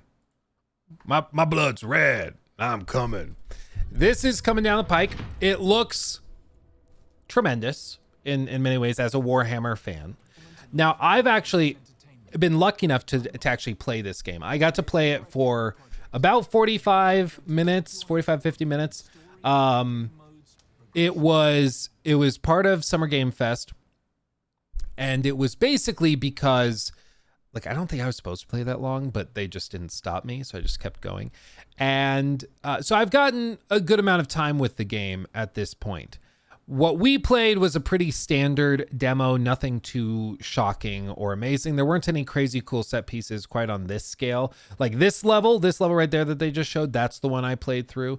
So it was a safe demo, but I've seen what it has to offer, at least in the single player side of things, in an early, pretty flat mission. In my humble opinion, there is a lot of stuff if you're a Warhammer fan to get excited for here. I mean, they've done their homework. They've done the little bitty touches. The regular foot soldiers, is there like a shot where I could point to it? Like as you go through these levels, there will be regular soldiers, just regular humans standing nearby, and they'll see you walk up and your crew roll up, and they're all like, "Oh my God, it's a Space Marine." Yeah, right here. So all of these guys who are like, nipple height, maybe, they're all in awe of you and that they get the chance to fight next to you. And they'll kind of stop and look at you and like kind of shake each other. And it's like spotting a celebrity. They keep losing it. They get super excited seeing you. And in a lot of cases, a lot of the missions that I played were tied up in like you saving some of those guys that were stranded or couldn't escape the Tyranids. And so it was kind of cool to see all of that. Yeah, I to myself too if I walked in with a Space Marine. Yeah, we all would. But like those little touches have been added. They've done those little things that make you feel like you're actually playing as a Space Marine and saving regular soldiers that have never seen one of you before. So there's that. The little touches are there. In terms of combat, I think it's fine. It wasn't as good as I was hoping for. The finishers are cool, but frankly, the current balance of blood effects to gore was a little off. So the blood effects just covered up all the gore. So it wasn't quite as satisfying as I was hoping for. But that's something that they can tune. As for like these horde sequences, I played through a couple of these as well, where there's just tons and tons of Tyranids coming on screen. I never had any frame drops, never had any issues with that. The game ran super, super great. And it again felt very like World War Z levels at times, where like they're climbing on each other up a concrete wall to try and get to you, and you toss a grenade at the base of them and it blows up and the whole kind of tower of Tyranids falls and collapse underneath. So it has that same vibe. I think in terms of how it plays very similar to like your standard kind of Gears of War like spin-off from the 360 generation. It plays very similar to the original game, honestly. And that's not a bad thing, but it definitely does not feel like a huge evolution or like they're doing a lot of really unique or novel things here. But it just feels like a solid but safe game in terms of gameplay. But for Warhammer fans, that's where people are going to get really, really into it and really excited. But a lot of the missions are stuff like this, where you're just chewing through waves and waves of Tyranids. Now, as I said, I played the game for like 45, 50 minutes, something like that. And in that time, we went through a couple of missions, but already I was starting to feel a little bit of fatigue from the enemies, because we basically only fought the basic little runners of Tyranids, and then the a couple like bigger brutes that might spawn with them occasionally, but really not that many. It was pretty samey, and it could be that they really improved that later in the game, and it's just the first hour or two that play like that. I'm not sure. But that was immediately a concern. Within like half an hour, I was like, okay, are we shaking this up at all? You know, already it was starting to get a little old. So I hope that there's a lot more enemy variety. We have seen in videos like this, we see more. We've seen screenshots and stuff with some Thousand Suns, like Rubric Marines and Terminators and stuff. So it seems like there will be some variety. And there's all sorts of cool stuff they could do with that, because Thousand Suns are famously, there's like a lot of psychers and stuff there that use what are basically magic abilities. And so to go from this, where it's all melee, close combat fighting, and then to go up and fight some Thousand Suns or Chaos Space Marine, whatever, that could be really interesting to see how that shifts and alters your approach. Now, one thing we didn't really get to see a lot of was stuff about the co-op mode. They couldn't really talk about this. So I'm actually going to let this play, and we're going to find out together what they said about the co-op mode in this gameplay overview trailer they just dropped. Your duty is not yet done. Beyond the story campaign, you'll find operations mode. Here, the focus is beyond the story campaign, you'll find operations mode. So, PvE missions, operations campaign, Eternal War. They have quick match. They have 6 different operations. This might be something you unlock it as you go through the game. Maybe you unlock a replay basically, or new levels or new operations in levels you've already completed. Maybe that's how they do it. This one, a swarm of Tyranids threatens the astropathic relay on Avarax. Their path will take them across a bridge that can be rigged for detonation. Time the blast carefully to eliminate the Hive Tyrant leading the swarm. Slay the Hive Tyrant and deploy charges on the bridge supports. You get 630 XP and 30 of whatever currency they're using. So you can work together to grind through that. Okay. Here, the focus is on cooperation and replayability. Play as one of 6 classes with unique skills and ability. Oh. Play as one of 6... Tactical, Assault, Vanguard, Bulwark, Sniper, and Heavy.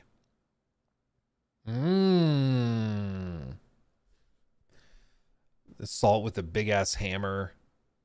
Vanguard, Sniper, Heavy. Oh, man.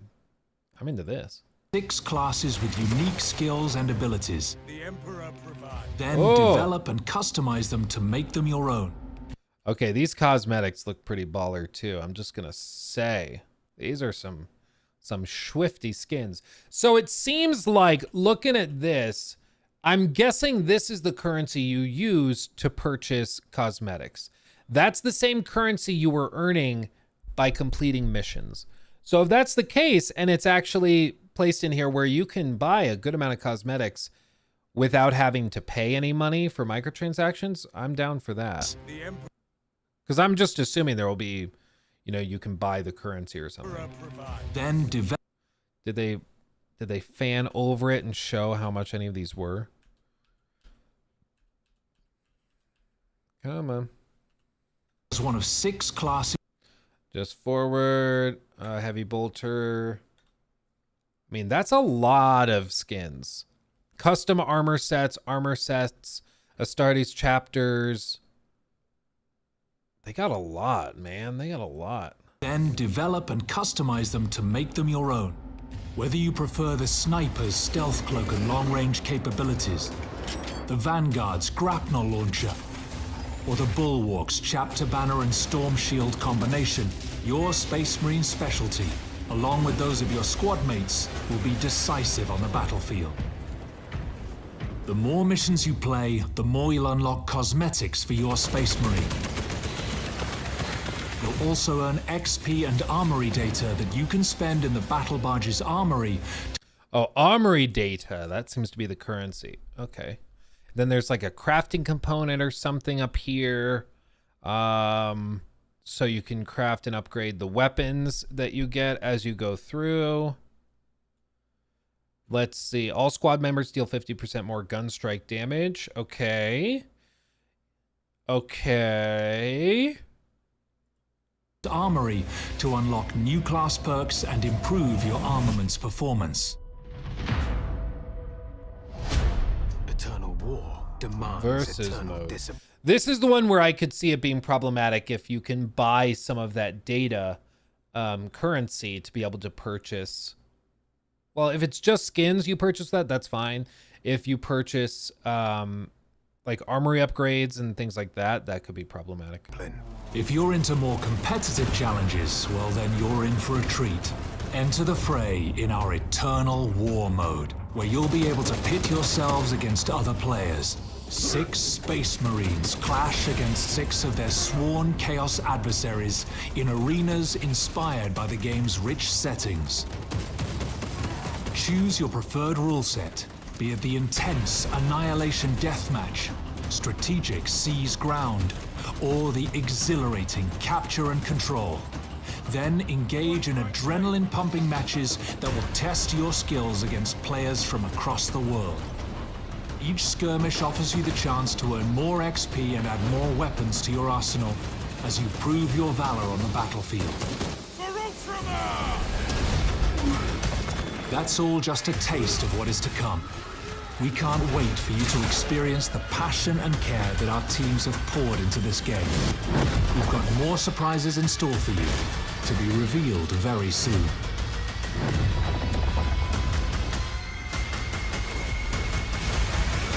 In his name I will fight! For the Emperor! I mean, come on. Right? Right? I mean, it's going to be really interesting because this type of game doesn't exist a whole lot anymore, where they do like a single player combined with a multiplayer. That used to be the standard, again, in like the 360 era, where, yeah, just toss a multiplayer mode in, whatever, sure. And a lot of time those ended up being pretty fun. But that kind of stopped, and we started only getting multiplayer or only single player. And you know, it's probably just because it's way more difficult to make online games now than it ever has been before, because they're way more complicated. But it's cool to see this kind of old school approach to it. But I'm hopeful that the old school approach will be refreshing for some people that are just burnt out on the current way of doing things. So I get the vibe they've got a lot more to show, because they're doing little hints here and there. We see like the Hell Brutes. We see I'm trying to see what this guy is. Oh, is he a dreadnought? I don't think it's a knight. I don't think it's big enough to be a knight, but it might be a dreadnought. They got a lot of stuff here. It seems like there's going to be a lot of content. So I think this one has a lot of potential. It's one of those things where I'm like, it's important to disclose our biases, right? Because we all have games that we are disproportionately excited for various reasons. Like if you love Fallout, chances are when another Fallout game comes out, it might get a +1 to the Metacritic for you personally, just because that's how much you love the Fallout franchise. Or for me, like I love ships, or I love ancient Egypt, as you can see there. I love that stuff. So if a game involves that stuff, it's probably a +1 for me, just because That's one of my biases. And Warhammer is one of those where I just automatically am interested if you say it's a Warhammer thing. You know, I'm like, oh, okay, I'm paying attention. Let's see. And so it looks pretty good. Now, one of the other things that's interesting about this is that it has gone through a wave of delays. Originally, let me see if I can find the original release date. Let's see. So, yeah, in June 23, it was confirmed the campaign would feature a 3-player co-op with either other players or AI. It was additionally revealed that the game was set for winter 2023 release. And then a gameplay trailer was released at the end of August, as well as confirmation that there would be a beta release. In September of 23, Games Workshop released a board game based on the game, which includes a miniature model of Titus. In November, Games Workshop and Weta Workshop revealed several statuettes in the works, one of them being a statue of Titus with interchangeable weapons and heads. It was originally scheduled for winter 2023, but it was eventually delayed to September of 24. And this is one of those things. These models are awesome, by the way.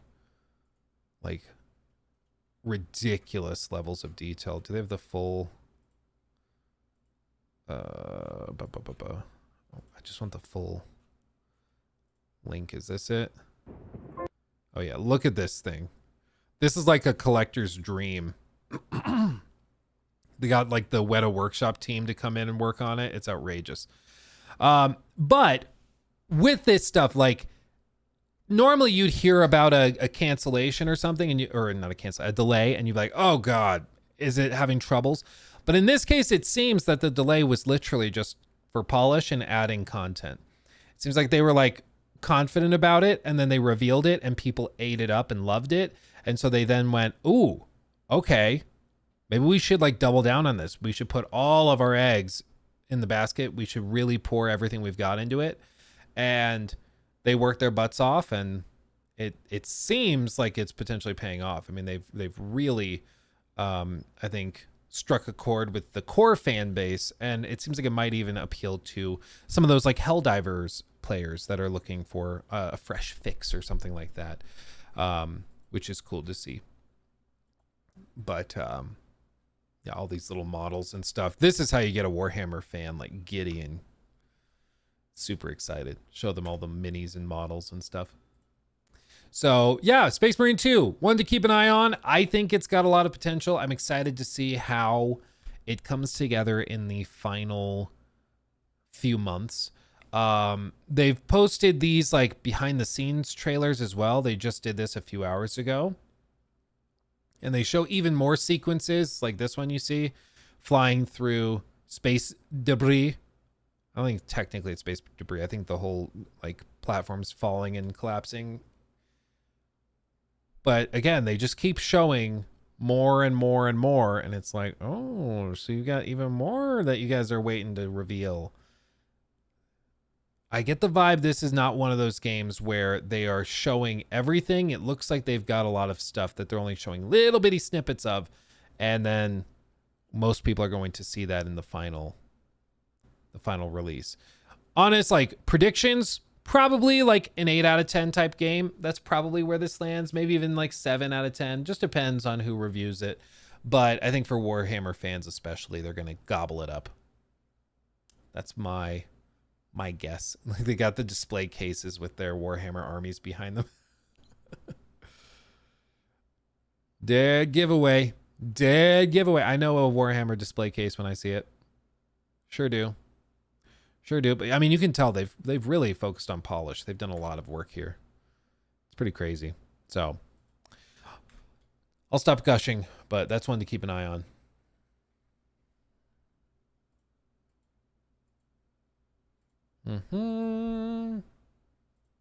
Cat.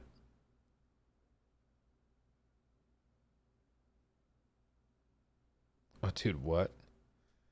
Dexter just reported former UFC champion Khabib Nurmagomedov's gym in Dagestan is being raided in connection with terrorist attacks.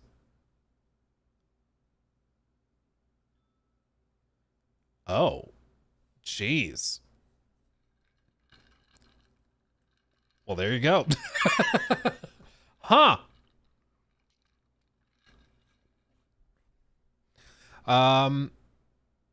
All right. All right.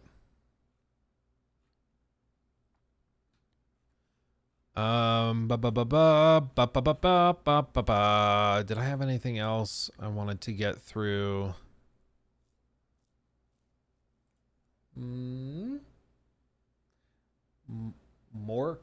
Borg?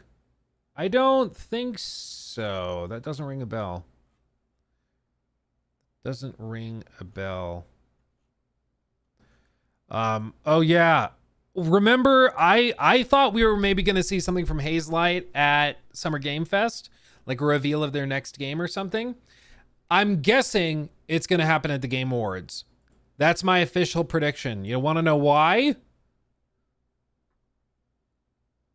Because Joseph Fares tweeted this out. I mean, what else does this possibly mean? You meet with Jeff Keighley at the studio, and you say, good shit's happening this year, winky face. Like, you have your game award in the picture. Like, there's no way that means anything other than we're going to make an announcement at summer or at the Game Awards. Like, that's got to be what that means, right? I don't know what else that could possibly mean. So, It Takes Two too. That would be funny. Yeah, I'm excited. I loved It Takes Two. I think more couch co-op games that are that good would be awesome. So I am excited to see what they have cooking. Whew. Okay. Do I have anything else to go through? I don't think so. I think we got through our core set of topics and stuff. Booyakasha. We did it. We did it to it. There's only little bitty things like this. Cheap provider engine owner or engine owning who recently lost in court and has to pay Activision $14.5 million in damages has DMCA'd Insider Gaming's coverage of the proceedings because they used their banner in the article. They're just like pissed off about everything in life, and so they're just copyright striking people, which is a little pathetic. It's a little pathetic. It's like, guys, really? Is that what we're doing? Is that what we're doing? Oh, and I guess we could talk about this. Yeah, we could talk about this. So, new segment. So, Bethesda Game Studios, once again, we got to mention it. This is tweeted out by Jeff Gardner, who, if you don't know Jeff Gardner, he is the former head of Fallout 76. He worked with Bethesda on all of that stuff. BAFTA member, now works with Some Wicked Games. I'm not familiar with them. Let's see. Founded by creative leadership, talent behind Fallout, Elder Scrolls, Outer Worlds franchises. Currently developing Wordsong. Okay. Interesting. Okay, maybe something to keep an eye on. But he is, you know, a former head honcho over at Bethesda, and tweeted this out. And this is an article from Windows Central, and it's news that another Bethesda studio at Xbox is unionizing. Bethesda Game Studios' Montreal office is filing for unionization with the Quebec Labor Board. Basically, this is one of the core teams within Bethesda. They mainly do mobile stuff. So like Elder Scrolls Blades, Fallout Shelter, the new Fallout Shelter thing, but for Elder Scrolls, it's like Elder Scrolls Castles, I think is what it's called. They're doing that stuff. So they're mainly focused on that stuff, on mobile stuff. But they are unionizing now. And you can see that the team has filed for unionization with the Quebec Labor Board with the intent of joining the broader CWA union collective. BGS Montreal says it's unionizing in order to, quote, ensure job security as well as improve transparency, accountability, and flexibility, end quote. And then several teams under Xbox have already unionized, including US-based ZeniMax Quality Assurance employees and Activision Central Quality Assurance employees. It seems to be spreading even more, and a lot of people, like, unionizing is always high risk, high reward in some cases, because a lot of companies will just happen to lay off entire companies when they hear of unionizing. You remember in The Office? You ever watch the American Office show? You know how the members of the warehouse were talking about making a union? And at one point, Michael mentions that to Jan, and she says, you remember what happened in Buffalo? I think it was Buffalo. You remember what happened in Buffalo when they unionized? They all lost their jobs. They all lost their jobs. You wouldn't want to lose your job. Maybe you don't unionize just to send a message. And it's like, basically, we're going to fire you if you unionize. There's potential for lawsuits in some countries and jurisdictions if you fire somebody because they're unionizing, but almost always the lawyers for the companies, even in those cases, will be like, well, no, we were going to lay them off anyways. Before that, this was just an unfortunate coincidence or something like that. So normally you don't see people do it just because they're afraid of repercussions. If they start a union, they'll just get fired or something else. But it seems like under Xbox, a lot of these studios just have finally said, screw it. What's the worst they can do? Fire us. They were probably going to do that anyways. So they're just deciding to go through and push for it anyways, which, I mean, more power to you. I mean, if you can get the job done and have job security, that's great. As a union, we will strive to make BGS a supportive workplace that fosters creativity and talent. This will allow us to keep creating some of the best video games in the industry.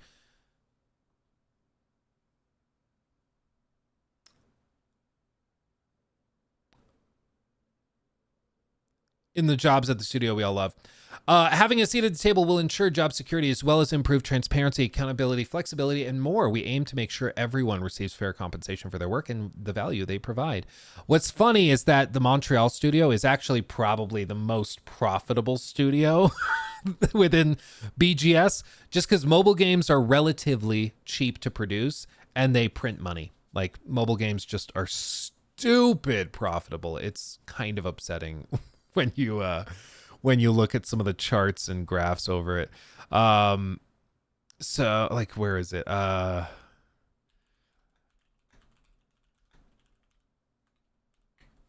think this will, let's see, Motley Fool. Does this do it? Yeah, so 2024 forecast expected for social/casual gaming, which is a lot of like it's like mobile games and stuff.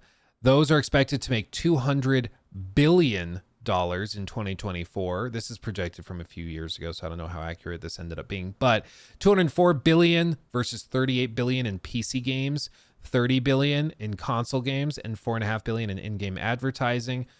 Like, mobile gaming is just outrageously profitable.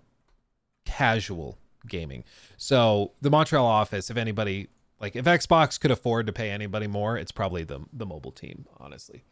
Yeah, it's a little crazy. Fallout Shelter is the most profitable one. Yeah, well, it's also one of those things where people are like, well, but these games make so much money, or they have so many players. It's like, yeah, so does Fallout Shelter. And with Fallout Shelter, like, once the core gameplay loop is established and the systems are set up, you just kind of follow through on it. Like, what is it in Fallout Shelter? It's like lunch boxes or something that you buy.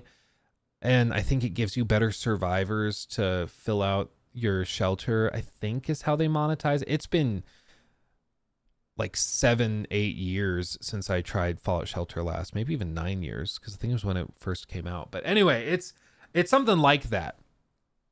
And once they've built those, like, it's all procedural. The survivors are generated, you know, in the game when you buy those whatever microtransactions. And so they don't really have to do a whole lot other than maybe every season they add, like, oh, a new Christmas decoration for this room and stuff like that.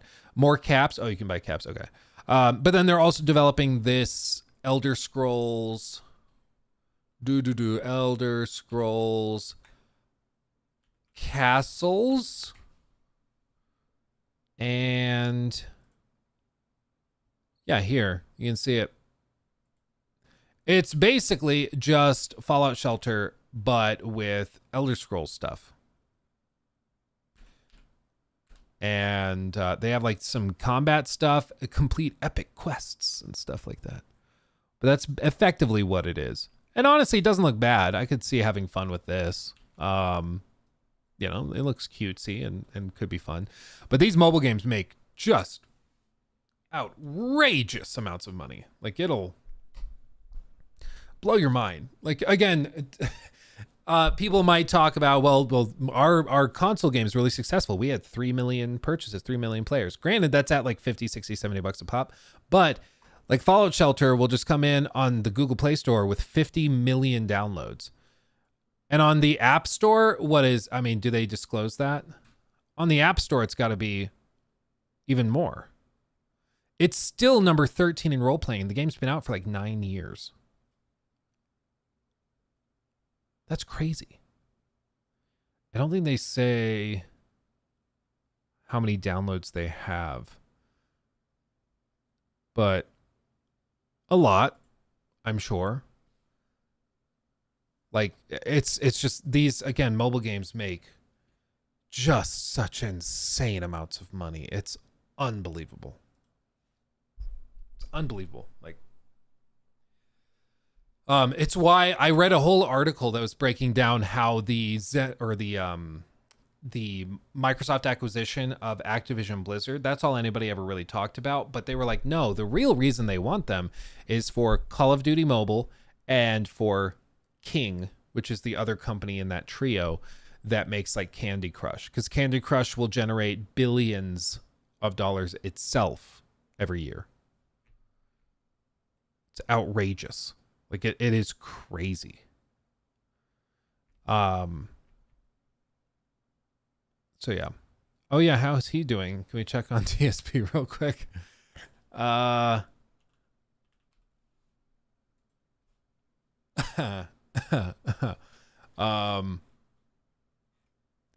Let's see.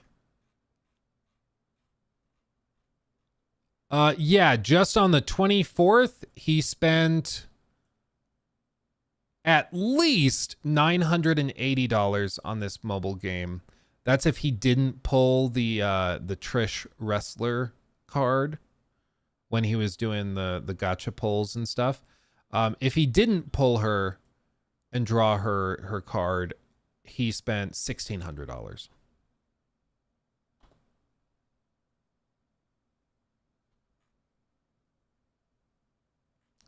Unbelievable.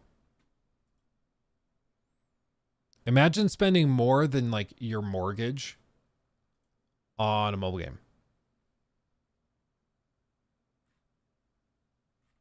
I have no words. I have no words.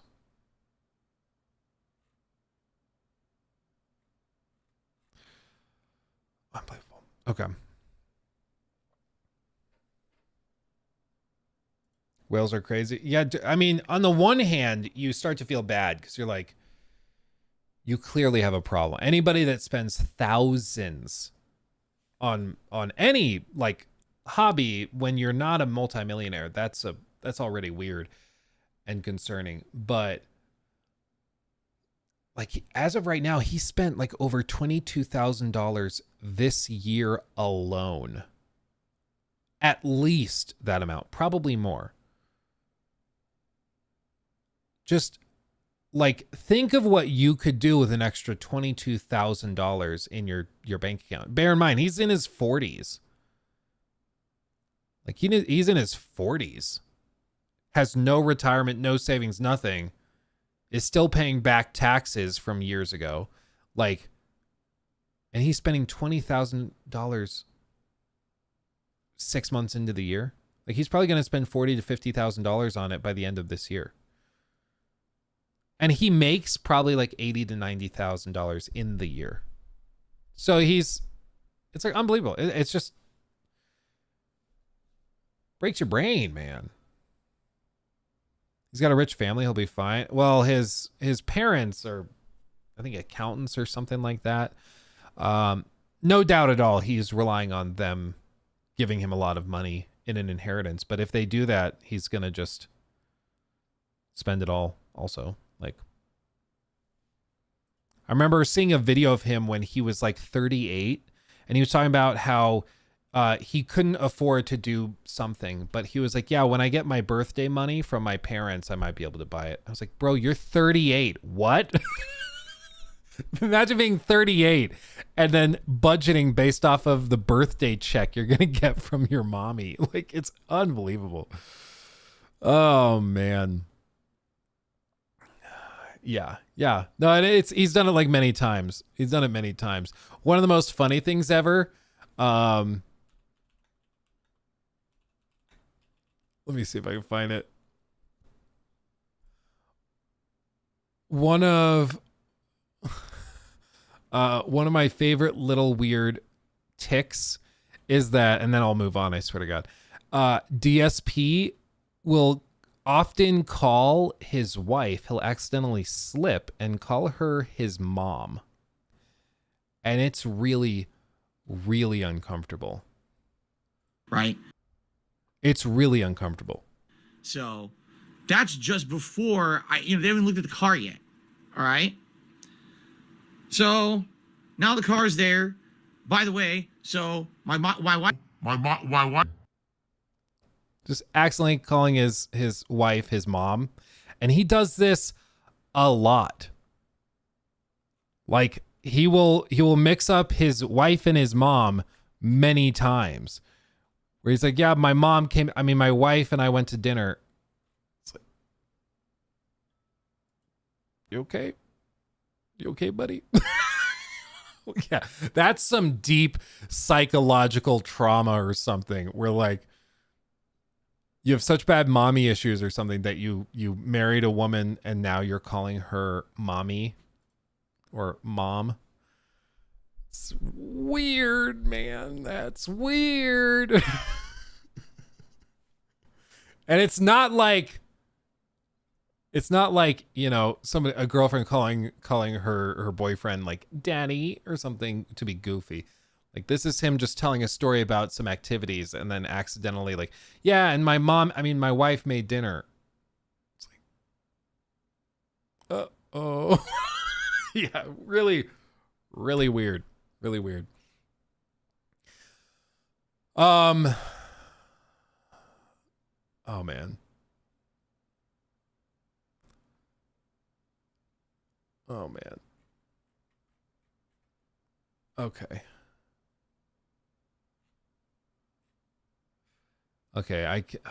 Man. Okay. Anyway, gotta pivot off that. So everybody, what we gonna do?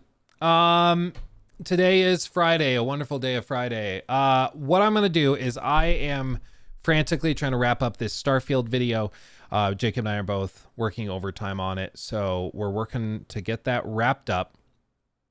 And so we're going to be filming for the rest of the afternoon to finish that up. My hope is that we can get the draft, quote unquote, of that up and ready to go probably for patrons early next week. And then you guys can watch it and hopefully enjoy it. And maybe end of next week to the weekend, we will publish it for everybody. That's assuming everything goes swimmingly and we don't have any other problems and everything just works out. It's going to be a big boy. Like I said, it's probably around like somewhere between 5 and 7 hours. It's going to be a lot, but hopefully you guys enjoy it. Thank you to everybody who sent in super chats and bits and subscriptions and memberships and everything today. Greatly appreciate that. And welcome to all of the new patrons as well. The hard cutoff, I will make a post on the Patreon page when that hard cutoff is, because at some point we're going to be pulling all of the names of the people that got their names in the description box or got their name in the credits of the critique, and that will get their names verbally shouted out. All of those people will pull those names at one point, so there will be a hard cutoff. So if you want that, sign up for the Patreon sooner rather than later, just to guarantee it. But it's going to be interesting. Hope you like it. Until next time, though, my friends, we will be going on vacation. We travel most of the day Sunday. Monday, we'll be at the resort chilling. I might do a short stream or something from the resort through the week, because I enjoy streaming. I enjoy doing this. So we might do something like that just for fun.